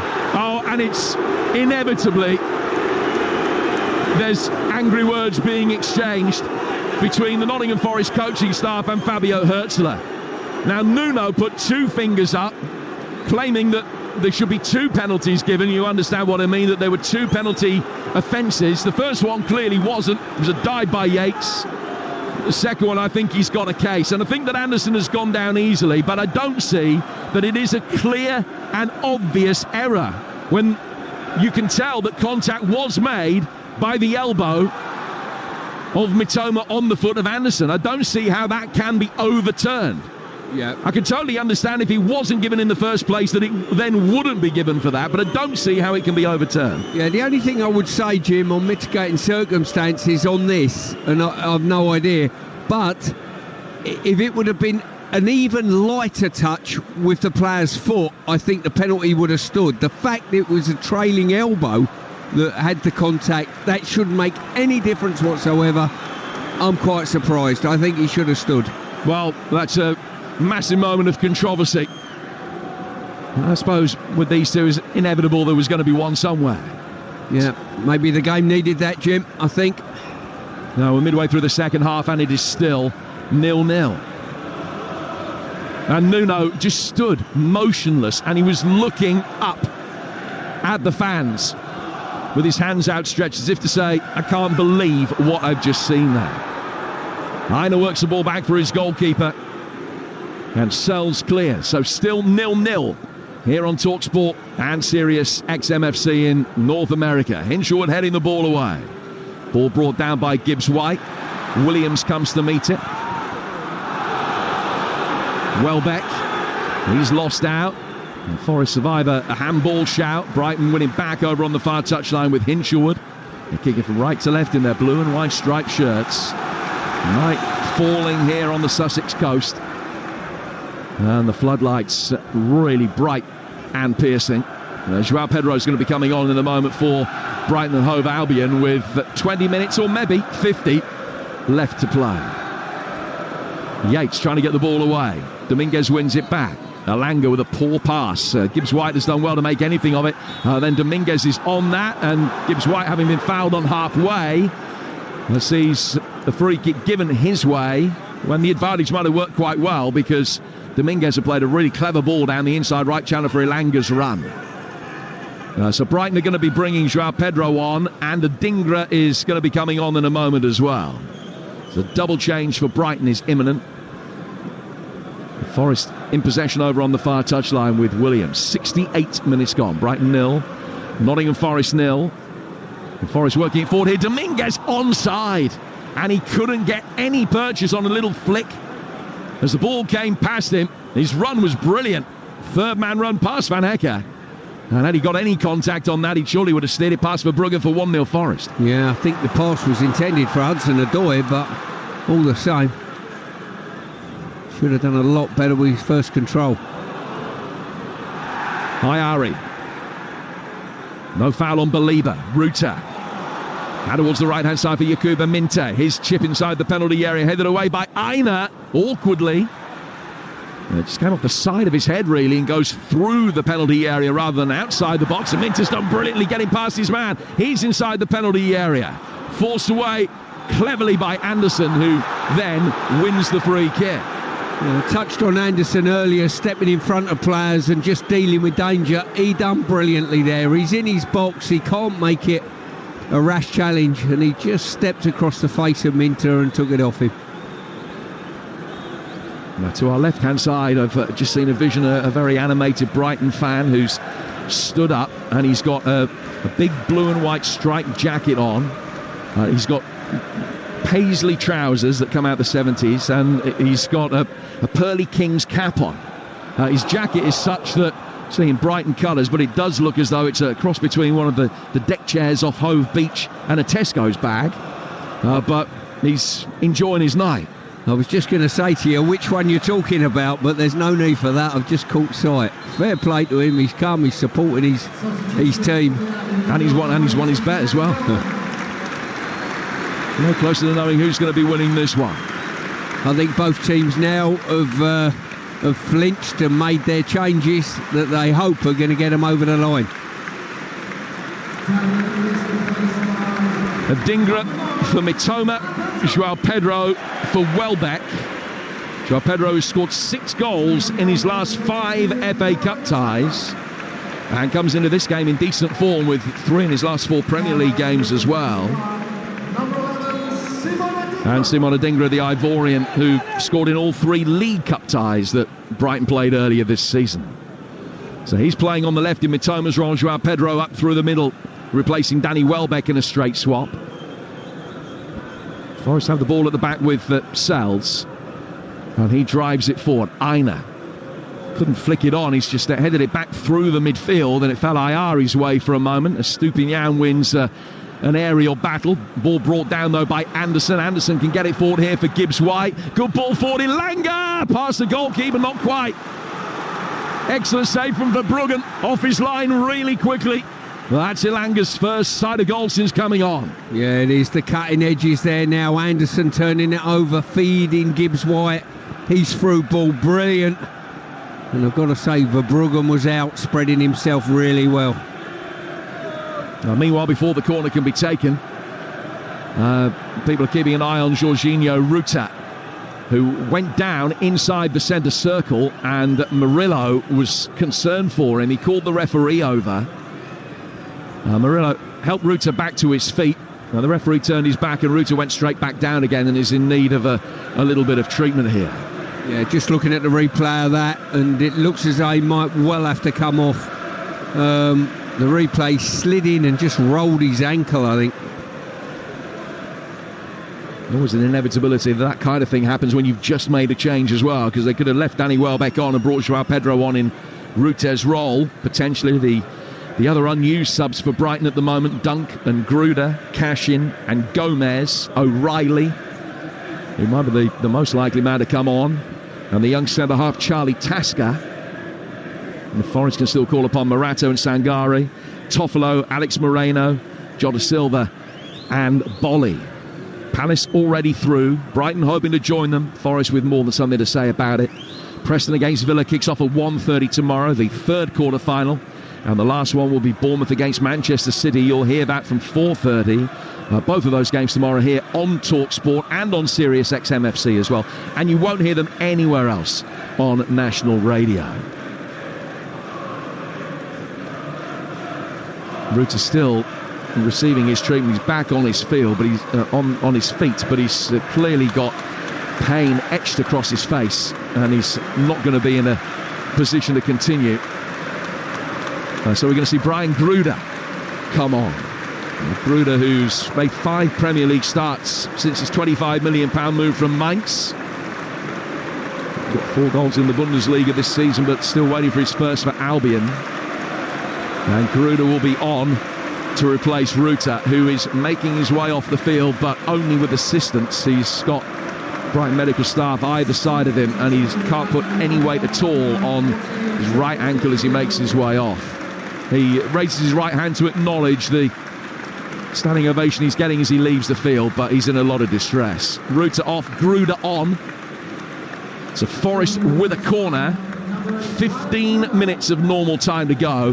There's going to be a lot of stoppage time already to be added on at the end of this second half, and maybe extra time, and who knows, maybe penalties as well. In comes the Forest corner from Elanga. Just too deep for Anderson at the far post. Now, the script was written for Anderson to head that back across the 6, but he couldn't get to it. It's out of play for a goal kick. 75 gone. Brighton 0, Forest 0. And here's the former England captain, Stuart Pearce. Yeah, in games like this, Jim, it's often a set play that may decide it or switch the balance of play in one direction or other. But at the moment, none of the set plays from either team are actually threatening in any way, shape or form. Webster allowed to travel with the ball. Clips it forward, Aina heads it away. Joao Pedro will be able to pick it up, and then Yates clears. That's taking a deflection as it spins high up through the midfield. Play goes on despite the fact there's a Brighton man down. Gruder trying to make a favourable first impression, but the ball was cleared by Yates. It then hits Gibbs-White and goes out to the left-hand side for Hudson-Odoi. Ball down the line from him. Here's Elanga running at Van Hecker. He's got 2 in the middle. Gibbs-White at breakneck speed slides in, and he's hurt himself because he's collided with the post as he went for the ball, and that's just hit underneath his right knee, and that's a sore one as well. And he too is going to be in need of a treatment potentially. Yeah, there's real fire in this counter-attack threat there, and the ball played across the face of goal. It was in a dangerous area, but Elanga's got to wait slightly. I think that's come off of Van Hecker's knee. Should have been a corner. Referee didn't pick up on that one, but he's really got to wait and delay that for his teammates to arrive in the box. Now, Gibbs-White is okay. He's not moving with a great degree of ease, and he's just leaning over now and just giving that troublesome knee a rub. And Milenkovic has been caught there by Joao Pedro, and that's going to be a free kick to Nottingham Forest. Now, it's been quite stop-start this second half. If you're just joining us, very controversial moment. There's a penalty was given Forest's way for a foul by Mitoma on Anderson, but overruled by the referee at the advice of the VAR. Nuno certainly didn't think it was the right decision, and you might say, well, he wouldn't, would he? I do think he may well have had the case that it wasn't a clear and obvious error, the initial decision to give a penalty. And that's one of the talking points. Jason Cundy alongside Bayo Akinfenwa taking your calls after the game on 717 22 33 4 on the sports bar. Ball played forward by Anderson. Here's Alanga again. Right hand side of the penalty area. 13 to go, normal time. He skipped round the challenge of Webster. And then it's come off the toes of his right boot and gone straight out of play for a goal kick. Yeah, he nailed Webster there right on the edge of the box, and as he come into the box, he's dancing feet. I thought I'll tell you what, he done well from Webster's point of view to stay on his feet there. Yeah, had he gone down, there might potentially have been a decision to make. Now, Gomez is going to be coming on for Brighton in a moment. The Paraguayan international who has come off the bench in 4 of the last 5 Premier League matches. And they signed for £11 million from Inter Miami. Brighton bringing the ball forward away to our left. Joao Pedro's got it. Deadlock still to be broken. Here at the Amex, it's 0-0. Ball cleared down the Nottingham Forest left-hand side by Williams. Not as far as Brian Gruder. And he's just run out of room under pressure from Anderson, who's played really well tonight. And it's going to be a throw that will be taken by Nottingham Forest over on the far side. So tactically, what do the coaches need to do to get things to work in their favour in the 12 minutes that remain, Stu? Well, I think it's fair to say the final pass from both teams needs to be slightly improved upon.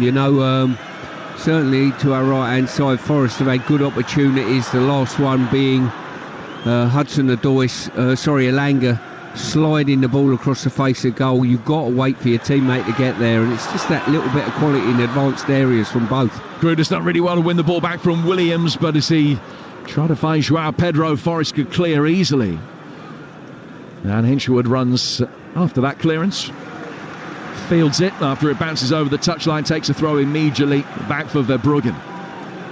And Brighton try to elicit as many seconds as possible of playing time before this goes to extra time. I feel that although they've had what we think might have been a let-off with the penalty call, well, they've been the better side.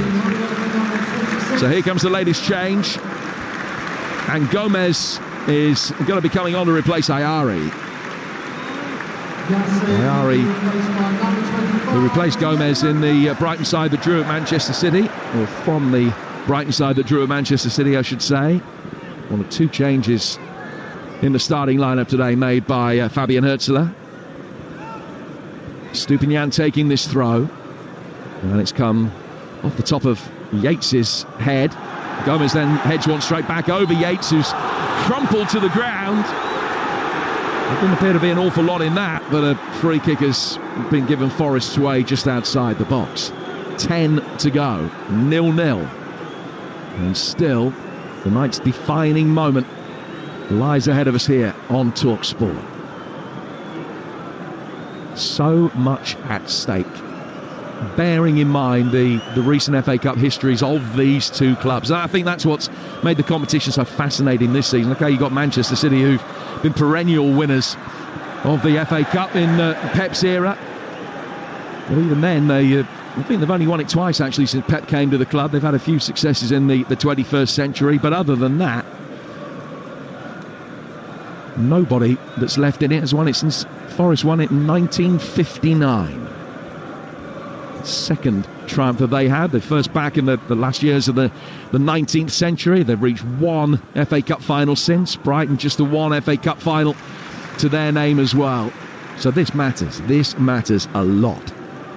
Aina to take a throw for Forest. 0-0. In towards Morgan Gibbs-White. Pokes it back towards Murillo. Murillo's given it away with a sloppy ball that went straight to Odingra, and he's had his ankles caught by Ryan Yates. A free kick to Brighton. Yeah, the referee getting pelters there for giving a free kick in Brighton's favour, but I've got to say the players, quite a few of them actually, crumpling to the ground rather cheaply. I don't think it's a part of the game I overly enjoyed, you. They're making it difficult for the referee to do his job. Well, exactly that. Van Acker getting the ball forward towards Gruder, who can take it on the turn, and go out towards the right-hand touchline. He then checks, passes it back for Hinshelwood. And Hinshelwood making his way slowly towards the bottom right-hand corner of the Forest box. Back out for Gruder again. He waves his left boot over the top of the ball. Anderson forces him away from the edge of the penalty area. Ball goes back towards Webster. And as it's laid forward there towards Hinshelwood, he knew he was offside. He was forced to let the ball run. Williams was hoping he could shepherd it out of play for a goal kick. Didn't have the legs to get there, so he eventually played it forward long. He's looking for Elanga with the long ball forward over the top. He's had that one chance where he came through and Verbruggen made the save, but other than that, haven't really been able to get either Langer or Hudson-Odoi into the game too much since making that double change. Forest work it forward here for Einer's run, but it's gone past him and out of play for a throw taken by Adingra from the wrong position. So play's going to have to restart that little bit deeper. And Einer throws the ball back very deliberately to where it almost went out of play away to our right-hand side.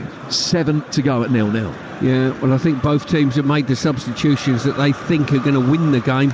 So it's a case of whatever we got on the pitch now is here to win the game. And the longer it goes on, Jim, the less chance we look as though we got a breaking deadlock at present. And both teams very shortly will be saying, well, we'll take extra time, see where it takes us. Well, it's brought them both to this stage of the competition. Brighton needed extra time to see off Newcastle at St James's in round 5. Forest taken to penalties in rounds 4 and 5. Brighton on the front foot here. An opportunity for Minte to deliver, and he hit the nearest Forest player. He doesn't make that same mistake a second time because he's overcompensated by whacking it 20 yards past everybody.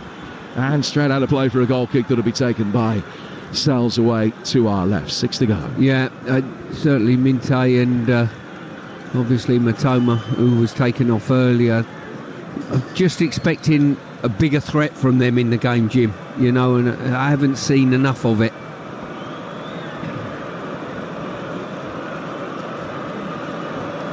Sells just being given the hurry up by the referee here.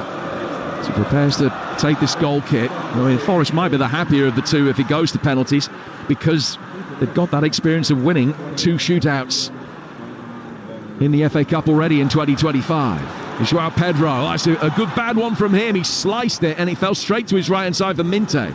Now back out for Joao Pedro again. Roll down the right hand side of the area for Gruder. Gruder trying to take on Williams, gets towards the byline, pulls it back. Opportunity for a shot, just doesn't quite break Gomez's way. And Forest will clear and Elanga will chase after it. And Webster did well to deal with another horrible bounce. It just sat up on him a little bit awkwardly. But he could work it back for his goalkeeper. Gets it out again now to Purvis Estupiñán. Very quickly, Brighton back in Forest territory. Gomez stabbing the ball past Yates, who looks as though he's struggling with a groin problem right now.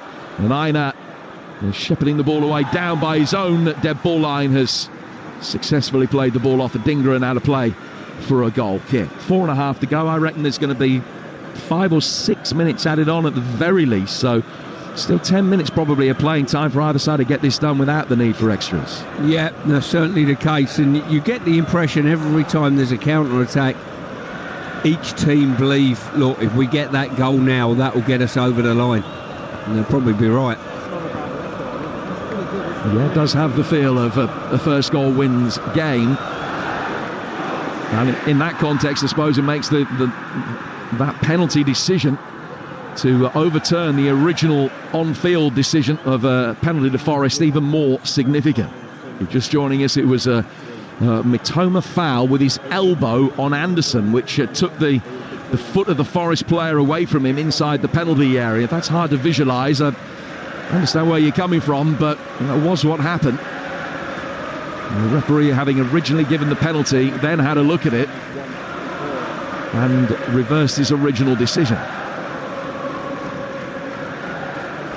Webster getting the ball forward here for Van Acker. 87 gone, 0-0. Gruder, now Hinshelwood.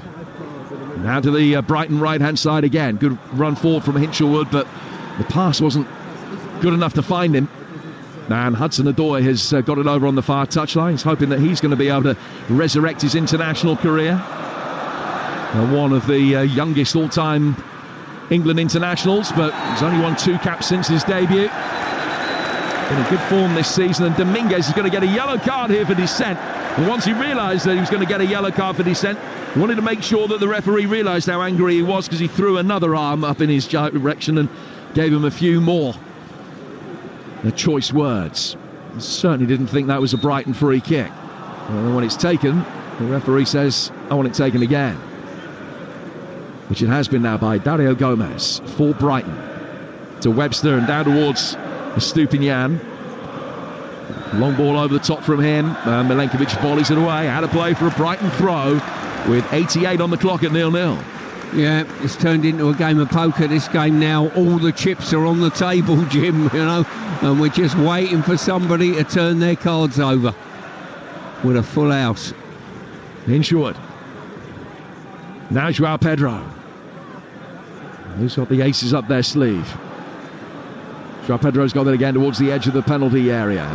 Can't get any further. There's a strong challenge on him from Murillo. And the former Corinthians centre-half can bring it forward, and then he's beaten Joao Pedro. Works it forward through the midfield for Gibbs-White, who Forest haven't been able to get into the game in the last 10 minutes at all. Brighton looking the more likely if either side's going to win it inside 90 minutes. Adingra out towards the right. Joao Pedro can't get across in. Williams sees to that and then does really well to win it back down by the corner flag. And Forest with Anderson can clear. Ball up the left-hand touchline for Callum Hudson-Odoi. He retraces his steps, goes all the way back to his goalkeeper. Forward from Sells. Out from Milenkovic. Into the feet of Ryan Yates. Forest with only one attacking option left on the bench now, and that's Jota Silva, who scored his first Premier League goal against the Albion last month for Portuguese international. Fourth official Thomas Bramall's got the numbers ball in his hand. We'll find out in a moment how many extra minutes are going to be added. Hudson-Odoi tries his luck from the edge of the box, and that's blocked.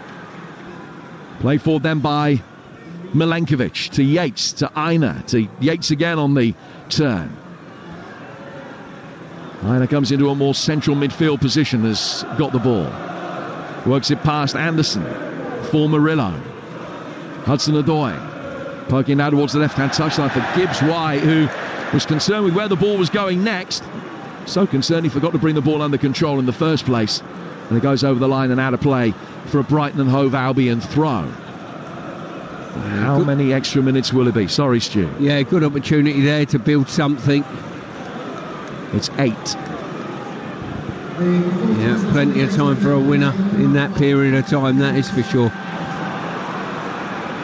Into the 8 additional minutes now, here on Talksport, on the south coast, where Anderson drives forward through the midfield and was fouled. And Nottingham Forest have a free kick. 15 adrift from the edge of the penalty area as the Geordie has his feet taken away from him by the challenge from Gomez. No doubt about that one. No, certainly took him down, and as I say, once again it was Anderson driving forward past 2-3 players. Eventually got brought down. An opportunity now on the left-hand side, probably about 30 metres out, to put that ball into the box.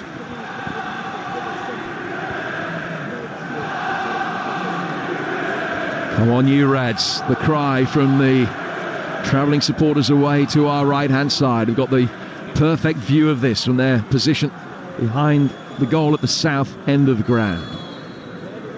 Ilanga running over it. Little back heel flick from Anderson. Gibbs-White brings it forward. Milenkovic can't get there, and then was flicked in by Murillo at the far post. It bounces into the ground and straight into the hands of the goalkeeper. Well worked set piece, but Murillo just couldn't get hold of it at the far post. Aina then clears a long Brighton ball forward, and will go all the way back for Verbruggen again. Yeah, really good opportunity there. I thought it was going to be Milenkovic getting on the end of it. He's missed it, and Murillo, who was behind him, just didn't get a good contact on. Scored against Newcastle back in November. That remains his only senior goal in his career, which is nearly 100 games old now. Hardly missed one since signing for Forest.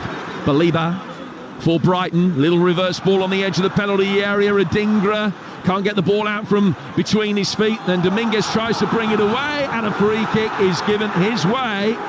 Had it not been, he might have talked his way into the book again. Then when Forest try and take the free kick quickly, Adingra stops that happening, and the Forest players go across to the referee and say that should be a mandatory yellow card. Yeah, as I say, made the statement earlier about the players not making life easy for the referee, and that fiasco just then didn't help this situation. Free kick taken by Sells. We're in the 3rd minute of stoppage time, another 5.5 to play. Gibbs-White working the ball back. Anderson trying to play it forward again for him. It's a second opportunity to play a constructive ball, and finds Callum Hudson-Odoi, who will dink in from the left-hand side. Right-footed shot from Gibbs-White from Dominguez from distance, and that's blocked. And then Milenkovic on halfway lays it back for Aina, very nearly caught in possession. Brighton with a great counter press, and Aina somehow managed to emerge past them all. Finds Dominguez on the Nottingham Forest right, back in towards Aina, gets to the byline, flash it across the face of the 6-yard box, and a header into the ground from Gibbs-White is cleared. Second ball comes in from Williams and misses everybody, and goes out of play for a goal kick. All happening. Lanya's done brilliantly there. He surged on. He's took a chance in his own half, dribbling past 2-3 players. I thought, what are you trying to achieve? He's got beyond that, carried on his run, got to the byline. It took a bad bobble just in front of him off his foot. And the cross was probably a bit overhit, to be fair. Gibbs-White kept it alive. And when it was driven back across, comedy ensued when Aina threw himself from off the pitch to on. Yeah, trying to get a header back across the face of goal from clearly what would have been an offside position. He looked like an eel jumping in back into deeper waters for a moment. And he's still down on his haunches. Meanwhile, Brighton have a player down inside their own penalty area with what might be a hamstring problem here for Webster. Yeah, it certainly looks that way. Essentially Dunk warming up to our left-hand side now, and Webster holding the back of his hamstring there. Doesn't look good. Well, this will just extend the stoppage time even further. 8 minutes already prescribed. We've had nearly 5 of them, and the medical staff still attending to Webster away to our right. Lewis Dunk warming up. He hasn't played for 7 weeks because of injury. He's had an abdominal problem most recently that's curtailed his involvement over the course of this season. He's only played in 20 games for Brighton, and this is 16th season in the Albion first team. It's an extraordinary record. It now means that only 3 players in the club's history have made more appearances for the Seagulls than Lewis. If he comes on, it will be his 480th Brighton appearance and his 3rd in an FA Cup semi-final. He was in the teams beaten in 2019 and 2023, and should I say he would be hoping to book a 3rd FA Cup semi-final. He's played in the 2 previous quarter-finals. And still Webster down away to our right-hand side, receiving that treatment. Which gives us a chance just to very quickly look at the 2 games tomorrow. Preston against Villa kicking off at 1:30. Bournemouth against Manchester City at 4:30. 2 more superb encounters. And Preston and Villa both former winners of the Cup. Bournemouth have never won a major Cup quarter-final in their history, but taking on the illustrious Manchester City, who they've already beaten once at home this season. You won't hear that game anywhere else, only on national radio on Talksport tomorrow. Brighton back in action, incidentally, Wednesday. They've got Villa here in the Premier League. That'll be our 350th live commentary of the season on the Talksport network.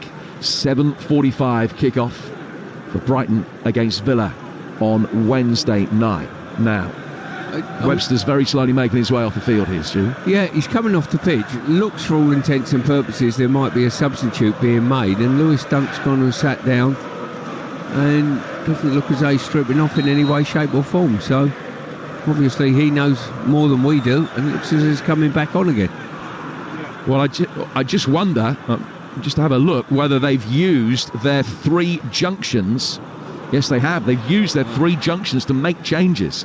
So Dunk could come on. If it goes to extra time, Dunk can come on then to replace Webster because they'll get an additional change. But at the moment, he can't because they made a double change with Joao Pedro and Adingra coming on, and then Gruder and Gomez both came on separately after that. So Webster making his way back on now. Stupinian is currently playing at centre-half. Baliba is in there as well. They've almost dropped into a back five at the moment whilst Forest have possession. And Webster is coming on pretty much as a passenger by the look of it. It's just trying to make life difficult for Aina in behind him. Forest, meanwhile, bring it forward with Anderson. Brighton will be able to get it clear. Adingra showed too much of it to Yates and then was a little bit overzealous with the second one as well. Aina can play it forward. Webster's back in his centre-half position now. Dominguez has got it. We've played the prescribed 8 minutes of added time, but probably another 2.5 minutes to go. Yeah, Dominguez gets to the byline. Can he chip it in? Finds Yates on the edge of the box. Ryan Yates certainly didn't lack for power, but it didn't have the precision that he wanted. He's cut across the ball and sent it spinning past the top right-hand corner. 0-0 with 98 gone. Yeah, Webster's gravitating sort of in and around the front of the back line at the moment. In my day, in old money, if you were injured and couldn't run around and we used all the subs, you used to go and play right wing. I don't know what that said about right wingers, actually, you know. It's just to give you an easy ride, that's what it was. Make your own of whatever you want. Maybe they were thinking he'll injure him anyway, so we just well put an injured one there already, see what he makes of it.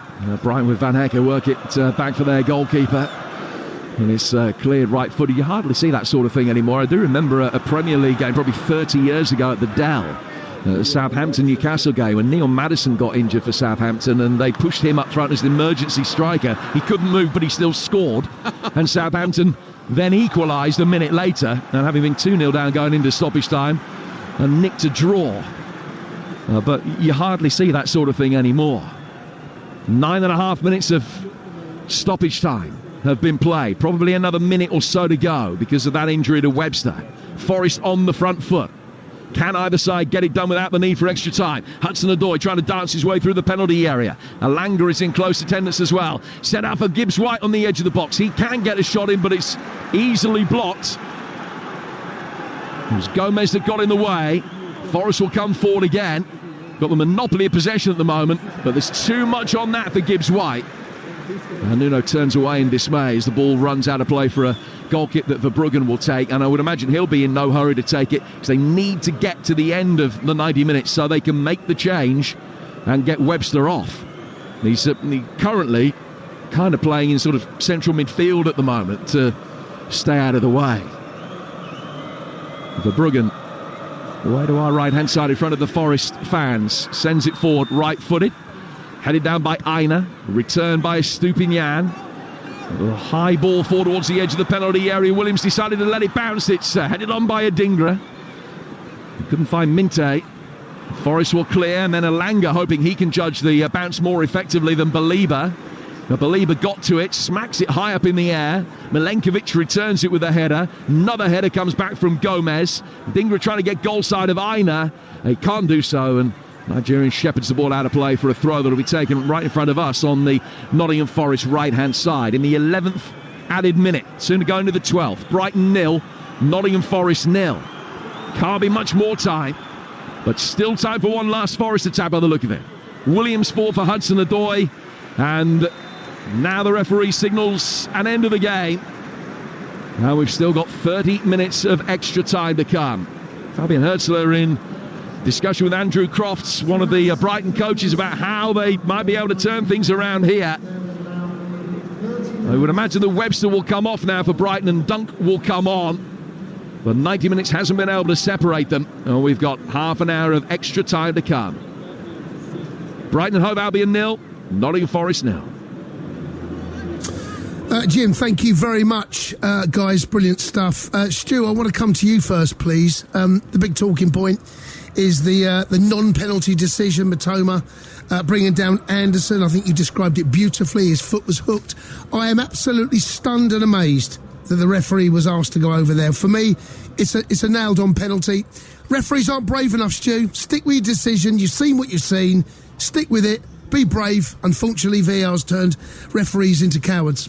Yeah, I've got to say, if if you're at Stockley Park, right, and I know they've been told not to get involved, but if I was the referee and I've made a decision like that, I wouldn't be against them sending me over to the monitor and just say, look, go and have a quick look at it, see what you think, you know what I mean? It's an interesting one. He's not caught him with his feet, he's caught him with his trailing arm, see what you think. But once the referee goes and has a look at it, Jace, I'm surprised he didn't back his own judgment first time round. See, Stu, here's the thing. He has given what he has seen, all right? He has seen the player being taken down. There's no contact with either foot. You can see that. Mitoma slides beyond him. No one's thinking that. He's brought him to, he must have seen the arm. He stood on the arm. If that's the goalkeeper, I can't remember who said it. It might have been you, it might have been Jim, one of you said. If that's a goalkeeper that comes out and makes that challenge and gives that decision, the referee sticks with it. The fact there's an outfield player, I think, has convinced him there's not enough. Yeah, I think if his first thought when he gives the penalty was he slid across and Matomo's taking him out with his feet. Right. Then the conversation goes between the referee and Stockley. Right. He didn't catch him with his feet. He's caught him with his elbow. You better go and have a quick look at it. That's what I would hope the conversation looked like. Well, you might be right on that one. You know, if that was me giving guidance from Stockley, that's the guidance I would give. By the way, he's not caught him with his feet. Just go and back up your own judgment. He has caught him, but with a trailing elbow as he slid down.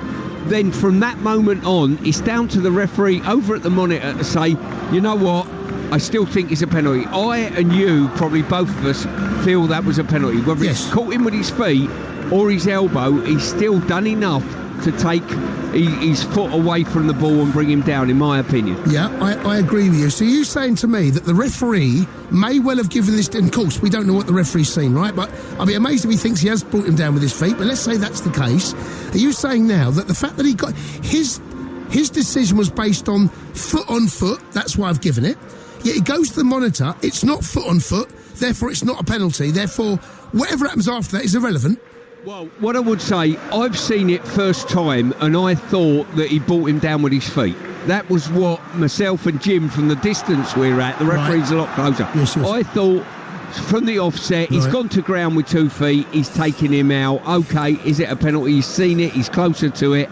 When you re-see it again, you think there's no contact with the feet. That's why if I was at Stockley, I would say, get yourself... We think it's a penalty at Stockley, but...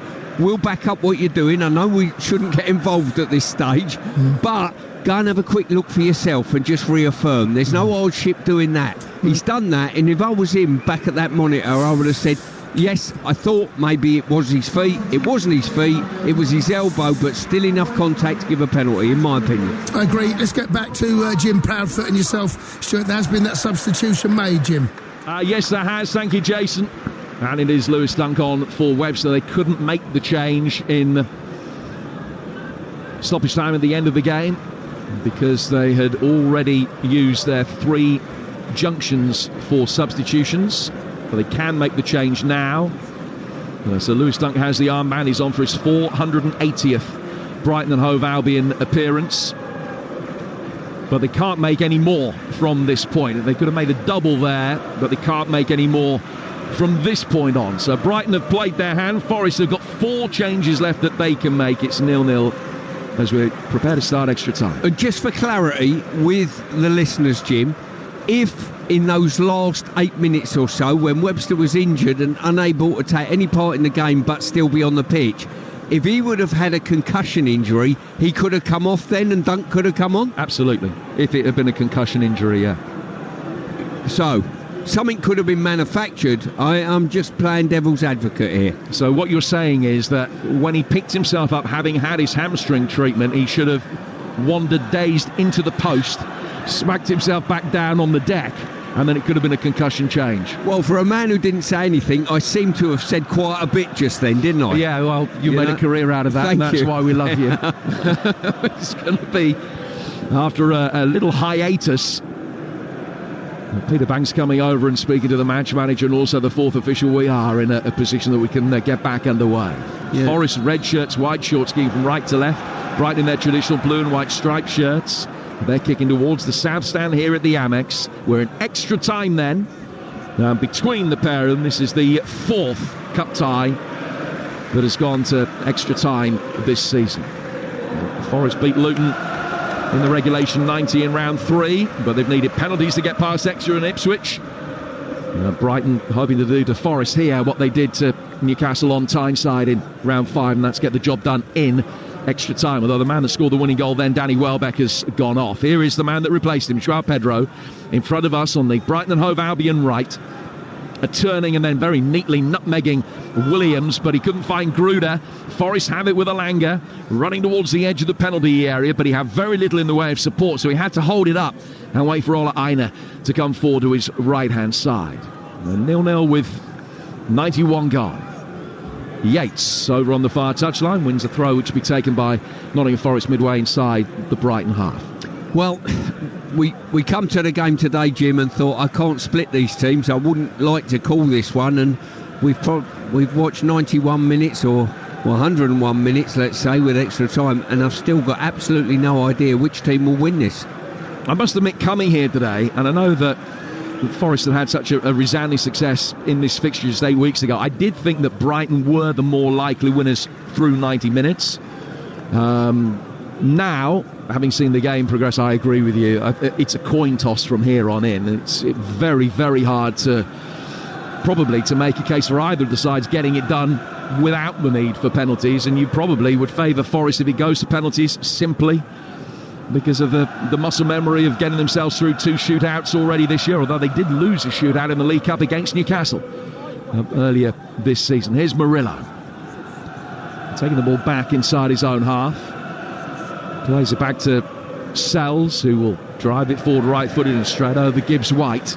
It's been quite an attritional night so far. Yeah, it has. As I say, Forest probably was a slightly better side in the first half. Brighton come out in the second half, got on the front foot, more offensive with their play, but very little to choose over the 90-odd minutes between either side, with very few efforts that have really tested the goalkeepers. Brighton have got it with Van Ecker, and finding Lewis Dunk spraying the ball forward. It was a difficult one for Adingra to be able to control, but he could do so and play it back for Dunk, and now to Van Ecker and down to the right-hand side for Minte through the midfield. Gruder coming forward, just nudges it off to his left-hand side, trying to bring Joao Pedro into it. Didn't quite come off, but he gets a second chance, and then Gomez inside the box. Can he get a shot? And he can't, and Milenkovic slides in the clear.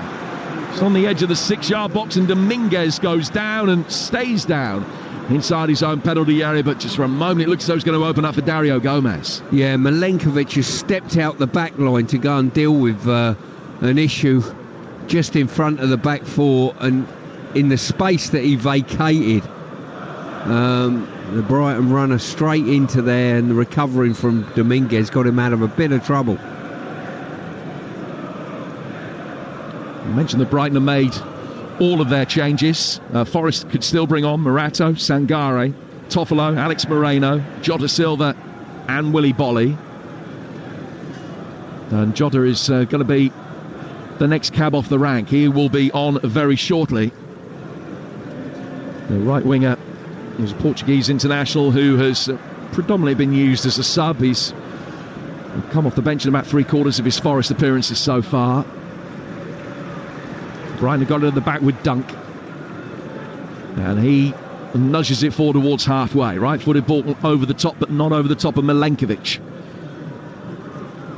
And Minto was a willing runner, Stupinian, beg your pardon, a willing runner for it. Forest winning back in the midfield. Yates getting it forward here for Gibbs-White. Now down towards Callum Hudson-Odoi, running towards the edge of the penalty area. Hudson-Odoi checking, turning, away from trouble, setting it up for Dominguez. Dominguez rolling it forward. It's half cleared. Yates will take it on away from Adingra. Now Gibbs-White, right-hand side of the penalty area. He checks back, pulls the ball back for Ryan. A first-time ball in from him, and it's taken a defensive flick. And will go out of play for a throw, which will be taken on the Forest left-hand side by Williams. But only after Forest have made the change, Dominguez is coming off. He's been running on empty for a while. Jota is going to come on to replace him. Yeah, as I say, change just about to be made. Probably that little knock that he received in the penalty box a couple of minutes ago has probably contributed to that. Fresh legs coming on. So a good ovation for Dominguez as he leaves the field. And Jota on for him. Player that they signed from Vitória Guimarães back in August for £10 million. And he goes on and takes his usual position on the right wing. Nottingham Forest with this throw, taken by Williams. Gets it back for Hudson-Odoi. Flicked off Gruder and out of play. And there'll be another throw that'll be taken on the Forest left. Played 5.5 minutes of extra time. Williams with the ball in his hands, just waiting to take the throw. We're talking about the elaborately dressed Brighton fan away to our left-hand side moments ago. He's just come back with a hat on, of which more in a moment. The ball thrown in towards the near post. Van Hecker gets it away, headed further clear from Minte, and then João Pedro turns it clear, and Gruder's going to chase after that, and will continue to press as Murillo won it and got it back for Sells. Sells clears, long ball that Anderson is chasing after on the left, and it's kept in. But Hudson-Odoi wins it back. Hinshelwood might wish that he didn't keep that in. Ball played across the edge of the penalty area, but Gibbs' white touch was poor, and Gruder again on the counter. He's got Gomez to his left, and Yates, with a professional foul, brings him down. Well, he knew the danger of that counter-attack was 3 against 2, and Hurtzler, again angry and complaining to his counterparts on the Forest bench. Yates knew exactly what he was doing there, and gets a yellow card. Yeah, as I say, the counter-attack was on, in and around the circle, and Yates has just got back and hauled his man down. I honestly think that a yellow card is probably not suffice for a challenge like that that's so critical. I'm not sure it's a sending off, but certainly when sin bins come into football, Jim, that will be worth 10 minutes. Yeah, that was an orange. But he knew exactly what he was doing.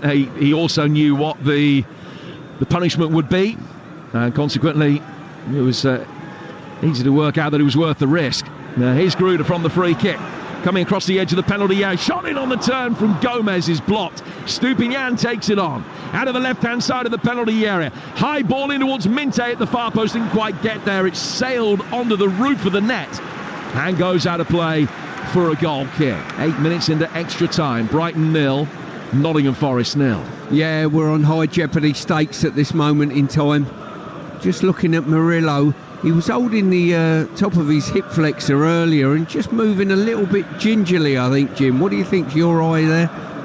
Yes, every chance. And consequently, we might see Morato come on, because Murillo, who's only missed 1 out of the last 61 Premier League games, is a man that they will be desperate to have in place, fully fit for the game against Manchester United on Tuesday.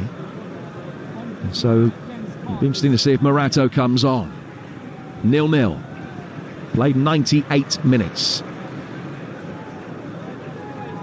Brighton in possession. Work it back towards Van Hecker. Van Hecker's 15 yards inside his own half, but able to come forward towards the halfway line before feeding Gruder.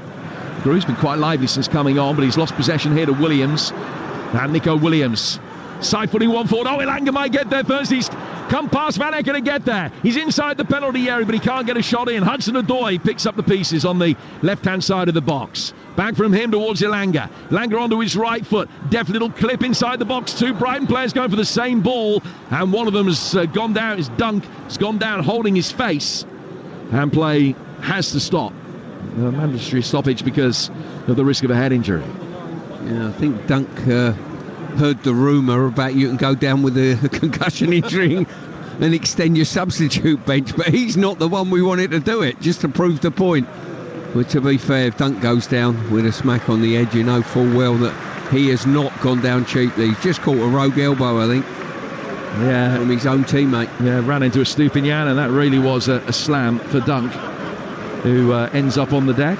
Now, we were talking about the Brighton fan away to our left-hand side in his blue and white striped jacket, so he's just been to use the facilities. He's come back with a big blue bowler hat on, and needless to say, it's got clearly a fake seagull taped to it. I say clearly, you're never quite sure, but I'm sure it is. But Paul the Painter, he's got his name on the back of his jacket. So details emerging all the time. Well, I know I used to advertise in the programme as an electrician. Now that's even better from the crowd. You couldn't persuade Cloughie to just let you put your mobile number on the front of your shirt where it said Shipston's. Here's Van Ecke. Right-footed ball driven down towards Gruder, and he can't control it. Now it's out of play for a throw. That'll be taken on the Nottingham Forest left-hand side. We played 101. Brighton 0, Forest 0, and you would imagine that this is going to be 0-0 after 120. The chances have been few and far between over the game as a whole. Neither goalkeepers had an awful lot to do. It was a flurry of 3 or 4 saves early in the second half, but the chances have dried up again since then. Here's Van Ecke getting the ball away. And he comes into Belieber, chipped over the top by him. Aina safely watches it back to his goalkeeper. The game as a whole, we're 101 in, has only seen 6 shots on target. Forest have had 5 of those. But in extra time, next to nothing at either end. 1 off-target attempt for each of them. Joao Pedro might be able to do something about that. He's making his way forward here for Brighton, but the 8 sticks out of foot to steer him away. I've been a little bit disappointed so far with Joao Pedro. I thought he could come on and have an impact. Danny Welbeck struggled to get into the game a little bit, and he seems to be just, in my opinion, satisfying his own ego rather than playing for the team at the moment, Jim. Van Ecke to Belieber. Now Gomez trying to squeeze the ball down the left-hand side, back in from Belieber and wide. And it just bounced off him really and goes all the way through, away to Salisbury. You say he's been playing to satisfy his ego. What do you mean by that? Just when he's received the ball in certain areas of the pitch, it's all about trying to dribble out of ridiculously tight areas instead of freeing up an easy pass to a teammate. You know, it's I've got the ball now. This is how it's looking to me. I've got the ball now. I'm going to keep it and try and show the world how good I am in a tight situation. You know, that's not what you do when you come on the pitch. You know, you come on and say, I'm going to have to sort of have an impact in the game. Well, it's a good ball from him here. He's found a Dingra on the corner of the box. Right-footed, clipped in. Aina, was he given a shove as he headed it away?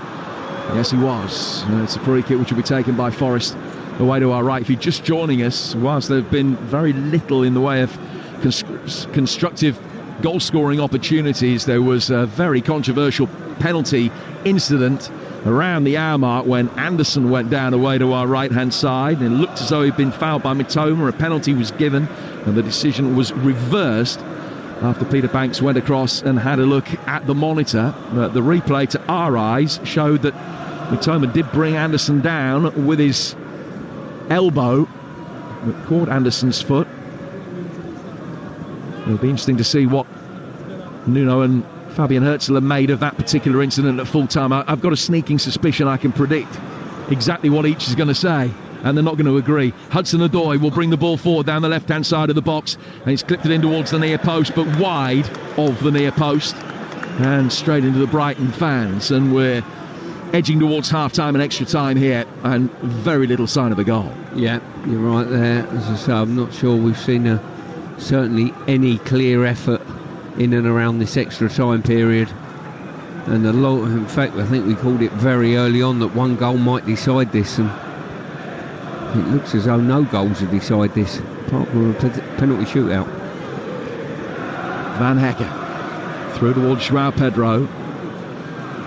Joao Pedro did well. Good ball retention to get it away from Anderson and Hudson-Odoi, and then Adingra nudging it round the corner, and Gruder has ridden the challenge of Murillo, but Williams steamed into the challenge. That was an excellent tackle from the Welshman.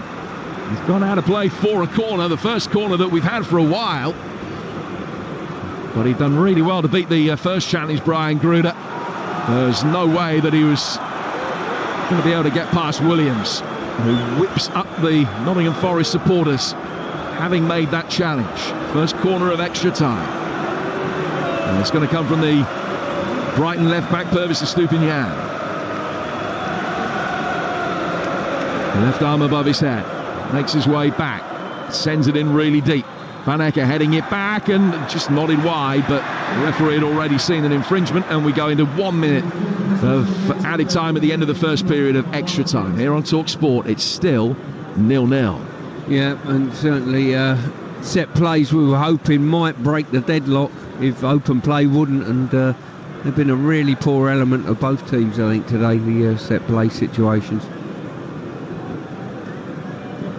Long clearance from Sells,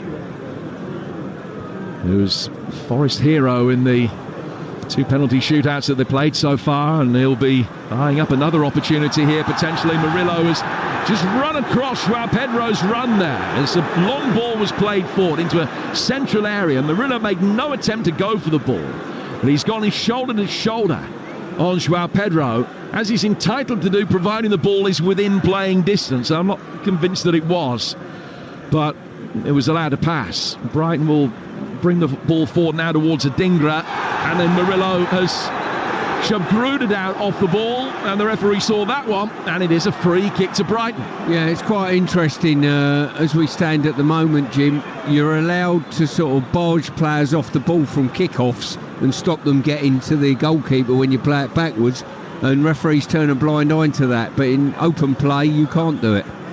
Or you can if you're quite cute with Murillo. The first time round, second time too clear cut. So right at the end of the first period of extra time, another Brighton set piece. Purvis Estupiñán, left-footed, driven inside the penalty area, and the header from Dunk coming round the back goes high and wide, and that's half-time and extra time, Stu. Still 0-0. Yeah, Dunk livid with himself there, got a good opportunity with that crossfield pass.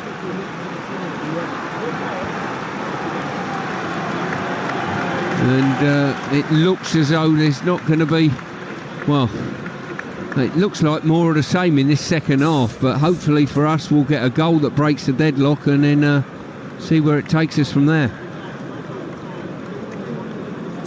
Stu, good stuff. I mean, look, 0-0. You could almost predict how things go after we've seen the first 45. Nothing I've seen in the last 15. The subs that have been made, the wide men that you and I spoke about at half-time, Callum Hudson-Odoi, Elanga, not really had much of an impact in this game. It feels inevitable right now that penalties are on their way. Without a doubt, there's no doubt about that. I think we saw that and called that slightly earlier. Both teams, will they be happy at this moment in time? Well, they're still in the game, they're still in the cup competition, but within the next, let's say, circa half an hour, one of them's going to go out and be very, very disappointed with that. The other one will march on to Wembley with a tilt at winning the FA Cup, and the stakes are high, Jay. The stakes are high, Stu, and I get it, because there is a fear factor now. You know, you said it, one goal wins this, and you said that during the last 10 minutes of the 90. Nothing's changed in my mind, and it does feel that maybe both sides are kind of happy to go to pens here. You'd rather go out on pens here than concede a late goal that sends you out in heartbreak. Well, at this stage, that's always the way, you know and I know. You get into extra time, you take pens, and you think, well, let's see where it takes us as such. All right then, Stu, enjoy the second half of extra time. I'll hand back to Jim Proudfoot. Jason, thank you. And Jason, taking your calls at the conclusion of this game with Bayo Akinfenwa on all of the action today in the FA Cup. Palace brushing aside the challenge of Fulham. They're in the final four. Will it be Brighton or Forest that will join them from this time? We might find out in the next 15 minutes, but we might not. It does look as though penalties may well be settling this. Back underway then, 105 played, 0-0 between Brighton and Nottingham Forest, with Van Ecke in possession and just bringing the ball forward inside the centre circle. Sends a high ball out towards Simon Adingra over on the Brighton and Hove Albion right. He's level with the edge of the box, and then comes back out to find Van Ecke again. Van Ecke clipping one forward, retreating Williams, heads it away. Adingra over on the right-hand touchline, playing the ball back towards Hinshelwood. Hinshelwood for Gruder, Van Ecke, Joao Pedro, neat and tidy from Brighton around the edge of the box. A handball shouts against Yates inside the penalty area, but nothing given. Adingra. Back out for Gruder again. Left-footed ball in from him. Diving headed clearance from Murillo was effective. And any problem that he was carrying earlier in extra time, it seems to have been sorted out. There's no sign of Morata coming on to replace him. Lewis Dunk now bringing the ball forward for Brighton and Hove Albion to find Purvis Estupiñán. Forest's last victorious quarter-final at Norwich back in 1991. Is this the night for them? Ball inside the box here. Sliding challenge from Gomez to try and get a shot in. He dived in, hit it right-footed, looped high up in the air. Forest are able to get it away. Elanga can't get it to stick. Before it comes from Minte. Brighton looking the more likely at the moment. Roll by Minte into the feet of Gomez on the edge of the box. And Minte went down, no foul. And then Jota Silva went down. A free kick was given. Forest took it quickly and passes straight to the nearest Brighton player. Minte still writhing in agony on the edge of the box. Play carrying on. And now it goes out of play for a throw. And there's another Brighton player down. Remember, they can't make any more changes. They've already made 5, including 1 in extra time, which is why they can't make any more. Gomez is back on his feet, but Minte's not, and might just be a touch of cramp for him. Yeah, just looking at that chance there for Gomez, coming in at the far post, took a horrible bounce in front of him. If he'd have guided it correctly, it would have been a fantastic finish, but such a difficult one. Diego Gomez, a player that had a good goal-scoring record when he was with Inter Miami. He scored about a goal every 7 games, something like that. So he's nearly due for Brighton. He's still being attended to. Just to clarify the situation with the Brighton subs, they made a double change in the second half and then made 2 subsequent changes, only bringing 1 player on each time. So Webster, who then got injured late in the 90 minutes, had to hobble on, and then Lewis Dunk came on to replace him going into extra time. But they can't make any more changes now, even though they've only brought 5 on.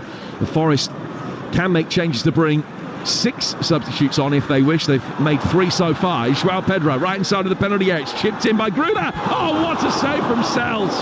That is a magnificent stop.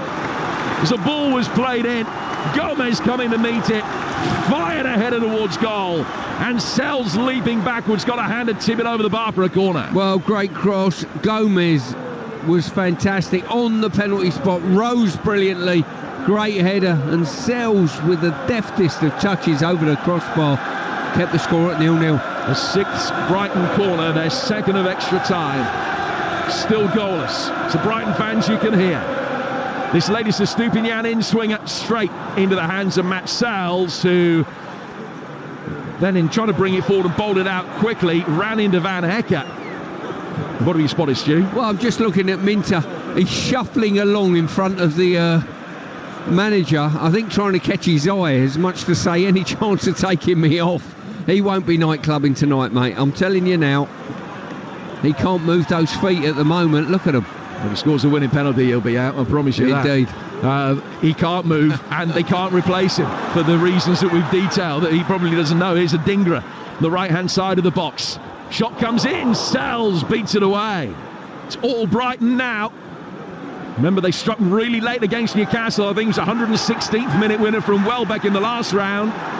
Elanga on the halfway line is dealt with physically but fairly. Another angry reaction from the Forest bench to fourth official Thomas Bramall.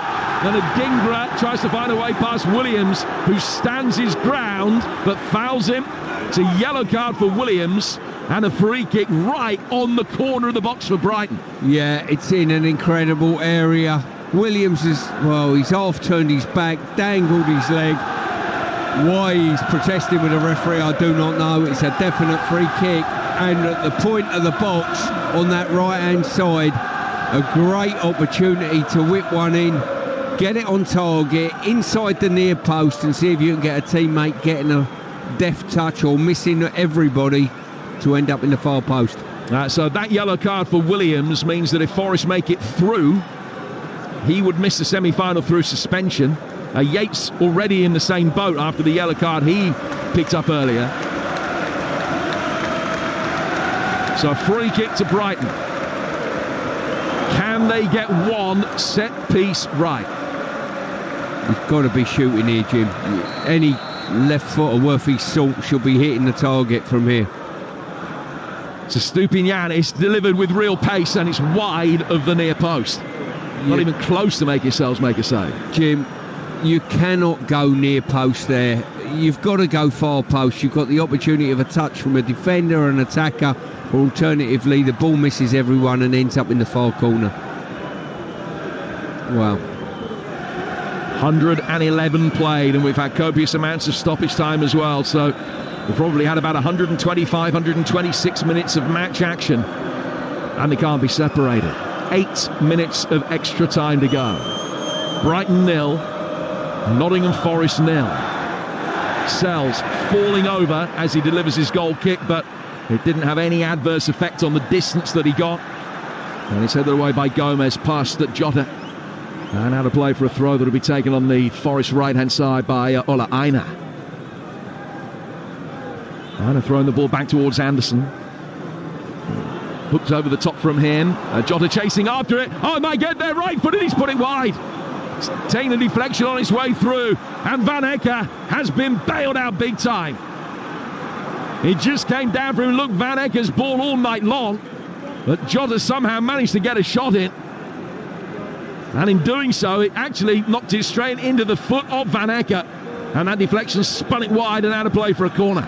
Oh, Van Ecke was absolutely no idea where the ball was, lost all control of it, and just managed to get his foot in the way, unbeknown to himself.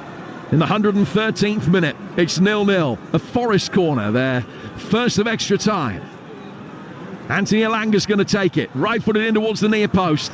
Stupinian ducked and got his head to it. Aina tries to rifle it towards goal. His shot looped up off the top of his foot and doesn't even make the edge of the area. Brighton will try and break quickly. Adingra hitting a long ball that Stupinian chases after. Aina's going to be there first. Takes a touch and a second and a third. Comes down towards the corner flag. He's defended that well. He turns it away. And Morato is going to be coming on in a moment. You would imagine for Murillo, who clears now from the edge of the D. Only as far as Hinshelwood. His touch wasn't what he wanted. And Jota Silva's able to bring it forward through the midfield before Gruder brings him down, and that's a yellow card. Yeah, just cut across him there. I don't know whether he intentionally brought him down, but certainly as their feet crossed across each other. Referee no choice but give him a yellow card.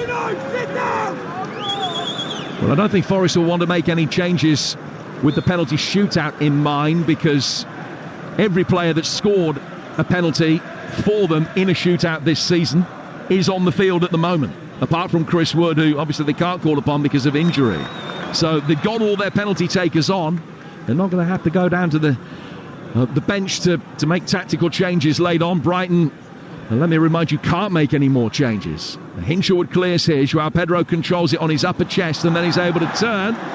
And he's got Yates' arms all around him as he goes to ground. Then it's a free kick to Brighton, almost on the centre spot. 115 gone. Brighton 0, Forest 0 in extra time. Here on Talksport and across North America on Sirius XM FC. Another opportunity for the Albion with Hinshelwood. Joao Pedro getting away from Murillo, who then has fouled him. So he came back and is claiming that he played the ball. But Peter Banks has given the free kick, and this also is in a good shooting position. It's about 3 or 4 yards behind square from where the last Stupinian free kick came in from. It's a better angle because it's nearer the right-hand side of the penalty area and 4 yards outside the box, maybe. Yeah, as I say, Murillo's not happy about that. I think he was trying to pull him back with his arm, and then the initial one that ended up felling him was sort of a little bit harsh, actually. Joao Pedro kicking the back of his calf more so, but it's in a fantastic position, and once again I think it's set up for a left foot up, going open side. It's tucked in a little bit more. Time will tell. Fabian Hertzler sat on his bench at the moment and is shuffling a little bit awkwardly. He knows the potential significance of this moment. Yates is turning and looking at his goalkeeper as between the pair of them they get this 5-man wall lined up in the right place. Gomez is there, so too Hinshelwood, but Estupiñán is the overwhelming favourite. Forest have got to play it down behind the wall this time. I think Gomez is going with this one. Estupiñán standing, hands on hips. Gomez pushing forward. Estupiñán takes it, hits the wall, and Aina can't stop it going out of play for a corner. No, really poor. As I say, he took the first one, went for the near post, was nowhere near it. The second one, he's got a slightly better angle, but more distance. And just managed to clip the top of the wall. So another corner to be taken on the Brighton and Hove Albion left. 3.5 minutes of extra time to go. Estupiñán to take this. It's going to be an away swinger this time. Forest with everybody back inside the penalty area, including Hudson-Odoi, who had the easy job of just being able to head that one straight back out. There's another set-piece delivery that left an awful lot to be desired. Brighton haven't had the monopoly on that, in all fairness. And both teams have been woefully short in that department. Van Hecker to Dunk. Back for Van Hecker again. He'll go out to the Brighton right. Joao Pedro making his way forward. The most advanced of the Seagulls players to attack this. Hinshelwood, though, doesn't elect to cross. He's just played the ball back to Gomez instead.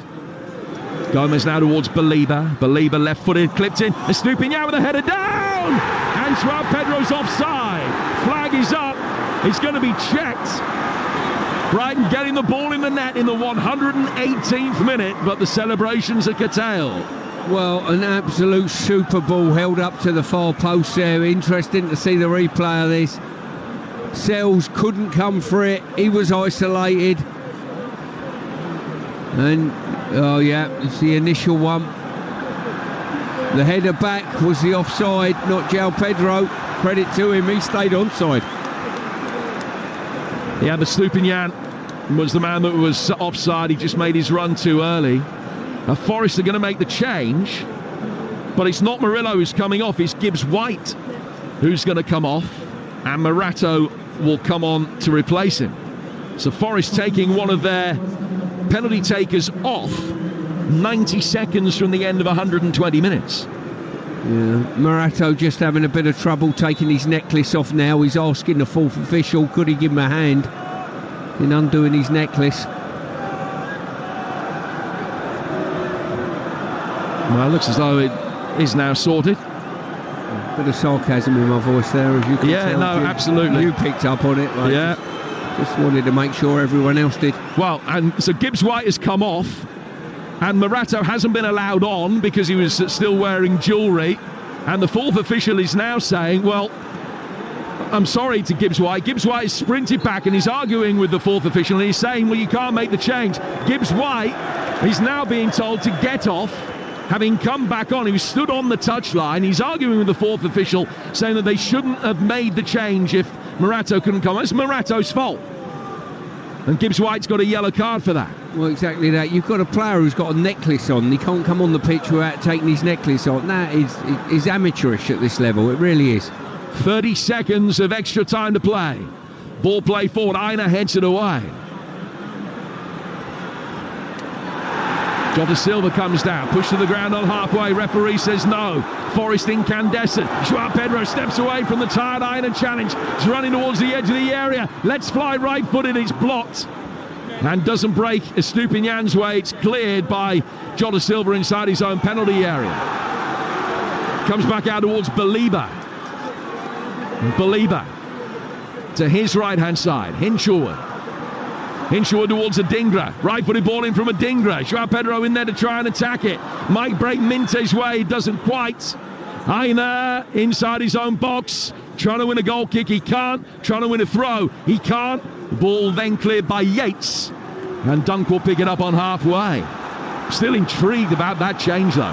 That they've taken Gibbs White off at this stage of the game. Yeah. So close to penalties. Yeah, it's a strange one. Anderson. Anderson's ball forward, Elanga chasing after it. Van Hekke is going to be there. It's not as if there's so much under the pump that they need to bring another centre-half on to get another body behind the ball. That might be how Nuno's seen it, but I'm still really surprised that Gibbs White's the player that's made way under those circumstances. Here's Joao Pedro again, running towards the edge of the penalty area. Joao Pedro not taking responsibility yet, pulling it back towards the edge of the box. Garuda going down. Referee says no foul. Morato getting it clear. Van Hekke picks it up. Van Hekke down towards the left-hand side. In the second minute of added time. Ball into the feet of Joao Pedro. Rolling it back for Van Hekke.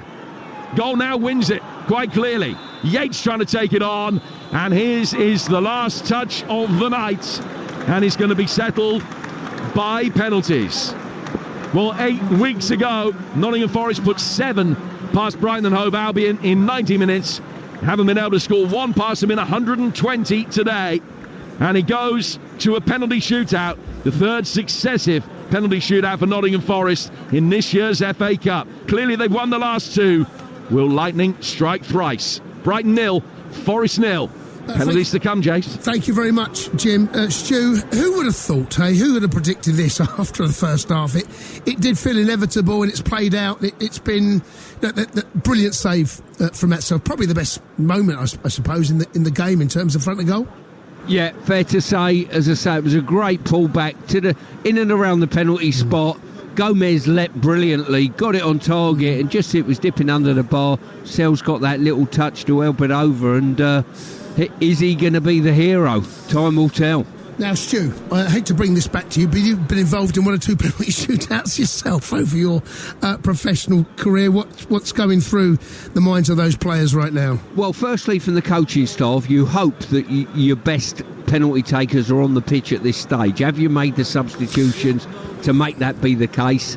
Make sure you get the taking order correct, you know. Mm-hmm. And then from there, you're hoping your goalkeeper and the goalkeeper's staff has got the preparation right. You've had a look at the opposition.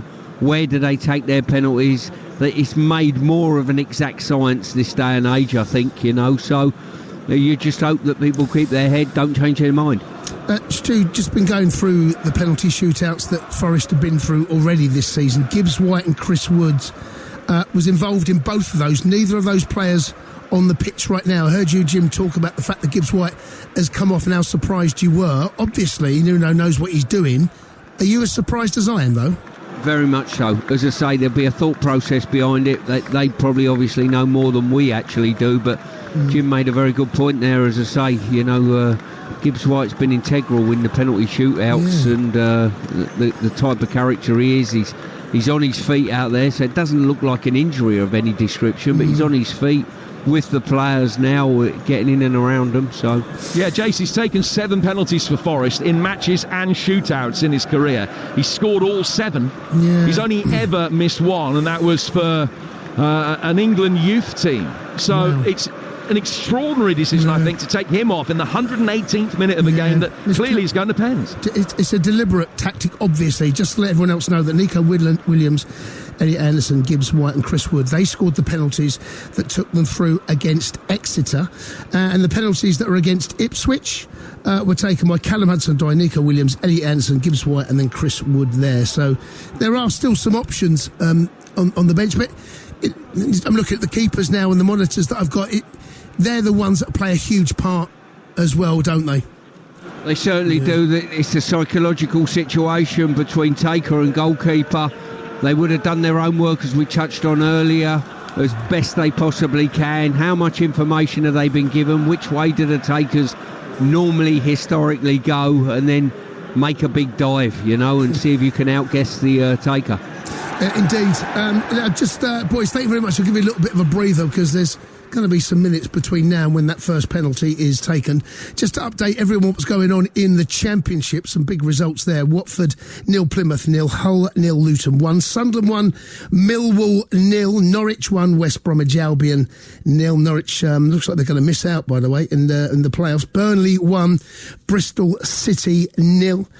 Big result for Burnley. Coventry City, of course, they lost last night away to Sheffield United. They're currently still top because Leeds United United drew 2-2 at home to Swansea. It was 1-1 going into injury time. Leeds took the lead deep into injury time. Even deeper into injury time, Swansea managed to get an equaliser. So that still puts Sheffield United on top. Leeds are currently second. Elsewhere in the Championship, Cardiff 1, Sheffield Wednesday 1, Portsmouth 1, Blackburn 0, Middlesbrough 2, Oxford United 1, and Stoke 3, QPR 1. The players are, as they always are, linked arm in arm on the penalty spot. It would appear Jim White and Stuart Pearce that the penalty takers have been chosen. Both goalkeepers are making the way. Just to remind everyone, myself and Adebayo Akinfenwa are taking calls straight after the last penalty is struck. We do not know who's going to win. To find out, let's head back to Stuart Pearce and your commentator, Jim Proudfoot. Well, Jason, thank you very much indeed. It's going to be Brighton that will go first. João Pedro is making his way forward. They have lost their last 3 shootouts, the Albion. They'd won 7 of the previous 8, but they've lost the last 3. League Cup eliminations to Leicester and Charlton, and an FA Cup semi-final defeat to Manchester United a couple of seasons ago. João Pedro's only missed 1 out of 17 penalties in his career. Now, that was against Villa last season. He's going first against Sells, who has saved once in each of the 2 FA Cup shootouts that Forest have played so far. So João Pedro against Sells. Now, this has taken a long time in setting up this penalty shootout. Well, we're going first here. Brighton with João Pedro. He's going to hit it right-footed. Sells bobbing up and down in front of him. João Pedro hits it right-footed. It's a great penalty. Blazed into the inside side netting. And Brighton score their first. Well, I've got to say, great composure from him. What he's done is whipped it across his body. Sells has gone the right way with a big dive as well, but the height of it and the pace of it's just been too good to beat him. Elliot Anderson goes next. So Elliot Anderson's been going third in the shootouts that Forest have played so far. They've gone with Wood first and Gibbs White second in both of the previous shootouts in the FA Cup this season, and neither of them are on the field. Wood through injury, Gibbs White taken off late in the game. So Anderson's going first. And this to tie it up at 1-1. Forest have won 4 of their last 5 shootouts, and all 4 they've ever played in the FA Cup. In front of the Brighton supporters, waving flags to make life difficult. Anderson rolls it calmly into the bottom right-hand corner for 1-1. Yeah, done really well there. He's had a smashing game once again, Anderson tonight, and enhancing his reputation at Nottingham Forest. Just kept his composure, opened his body up. Goalkeeper went early, and he just slid a little side foot into the corner, Jim. Verbruggen comes out, hands the ball to Brian Gruder, who takes it off him on the edge of the D and makes his way forward. Sells is keeping him waiting. He's just taking a swig from his bottle behind the goal, and probably also having a look on that bottle to see which way Gruder normally goes, I would imagine. Gruder will hit this left-footed. He's taken a 4-pace run up here. 1-1 after a penalty apiece. So Gruder against Sells, left-footed, he's rolled it, with the keeper having committed himself one way into the bottom left-hand corner. That was calmly done. And still, all 3 penalties have gone in. Yeah, great composure there. Just opened his body up and slid it. Had his eyes on the goalkeeper, waited for the goalkeeper to commit to his left. Just wrong-footed him and slid it in. Callum Hudson-Odoi has taken penalties in 3 shootouts in his Forest career and scored them all, including the decisive one against Ipswich in the last round of the competition. He makes his way forward to go second here for Forest. And again, the usual cacophonous welcome from the Brighton fans behind that goal. Hudson-Odoi blocking all of that from his mind. Stands motionless, runs up, hits it right-footed. Good penalty in the top left-hand corner. Although Verbruggen dived the right way, and he only read it too late, and that's 2-2.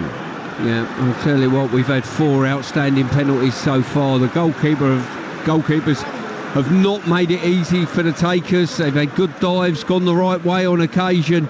That one was just lifted into the roof of the net, right into the corner. Goalkeeper committed himself, went the right way, but just too far out of the stretch. Jack Hinshelwood has never taken a penalty in a shootout before, but he's going next for Brighton to make it 3-2 to the Albion. Right-footed. Oh, it's a poor one. It's easily saved.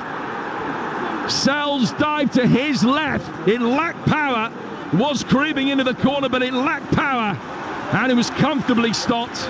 And Joao Pedro races forward from the halfway line to console young Jack Hinshelwood and urge the crowd to do the same.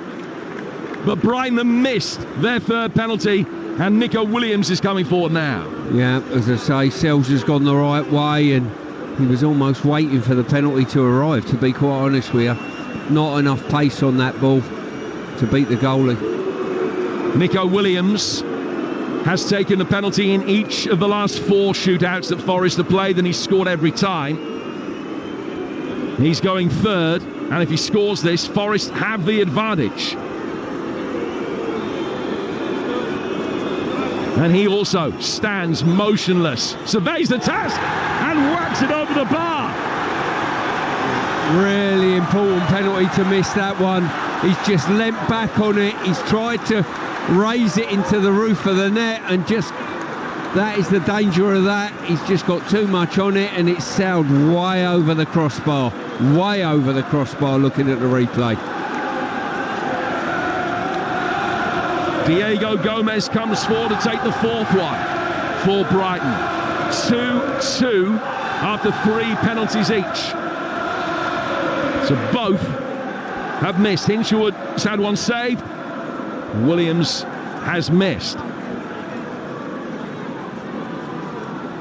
Paraguayan international Diego Gomez to get Brighton's nose back in front. His run-up is much straighter than most of his predecessors. Now he peels off to the left-hand side, hits it right-footed, and that is saved as well. Sells going the other way this time, and he got his legs to it to beat it out. He tried to go with pace and power down the middle, and it's saved by the goalkeeper. Sells has saved twice. And Milenkovic will come forward now, and he will have the chance to give Forest the advantage. Well, the most relieved man in the stadium is Nico Williams there, and you've got to say Sells magnificent. He second-guessed that there was going to be violence on the ball, down the middle near enough, and he's just held his ground, dropped to his right, and just parried it back where it come from. Milenkovic scored his penalty in the shootout defeat in Newcastle in the League Cup. Wasn't on the field for either of the FA Cup shootouts. Well, this to give Forest a 3-2 lead, and he's just squeezed it in, and only just, into the bottom right-hand corner, with Verbruggen going the right way. But it's a massive advantage for Nottingham Forest now. And Lewis Dunk will come forward, and he has to score. The composure there by Milenkovic. It's been a good signing since he's come through the door in everything that he's done. May that be the most important touch that he's had for this football club since he's been here. Time will tell. Lewis Dunk has been a Brighton player for 16 years in the first team, and in that time has taken part in 4 shootouts. He scored his penalty in all 4. He has to score his penalty in this one, or Nottingham Forest are through, and Brighton will be out of the cup. Almost a hush around the Amex, and he slots it in just to the bottom right-hand corner. Didn't hit it with conviction or, dare I say, with confidence, but he got the job done. And Brighton live to fight another day. But if Ryan Yates scores, Forest are through. Well, I don't think we probably give Lewis Dunk enough credit for that penalty. Very, very similar to Milenkovic's, straight in the postage stamp in the bottom right-hand corner. And now it's this penalty to break the deadlock over 120 minutes and penalties. It's Ryan Yates, Nottingham born, who will take the final penalty. Doesn't normally take them in shootouts, but if he scores here, Forest have got the job done. Hits it right-footed, and Nottingham Forest are through. Blazed into the bottom left-hand corner, and Forest reach their first FA Cup semi-final for 34 years. The Amex empties almost instantly. The Forest players sprint from away to our left all the way down to the south stand, away to our right, where a smoke bomb is let off by the jubilant Forest fans. And the players take the acclaim, standing right in front of them, couple diving into the crowd. They've done it again. This magnificent season for Nottingham Forest, which will result in their best league finish for 30 years, now sees them in the FA Cup semi-final for the first time since 1991. And it's Ryan Yates, Nottingham born and bred, lifelong Forest fan, who scores the decisive spot kick. After 120 minutes, it finished Brighton 0, Nottingham Forest 0, but Forest have won it 4-3 on penalties. Boys, brilliant stuff. That was an epic battle. There was a lot to talk about in the 90 or the 30 that was added on in time, other than that controversial penalty decision that didn't end up going Forest's way. They do triumph, though. They win 4-3 on penalties. It was 0-0 during normal time, extra time as well, 0-0. We're taking all of your calls. I'm Jason Cundy. He's Adebayo Akinfenwa. And we're taking your calls now, not just on this, but all that you've seen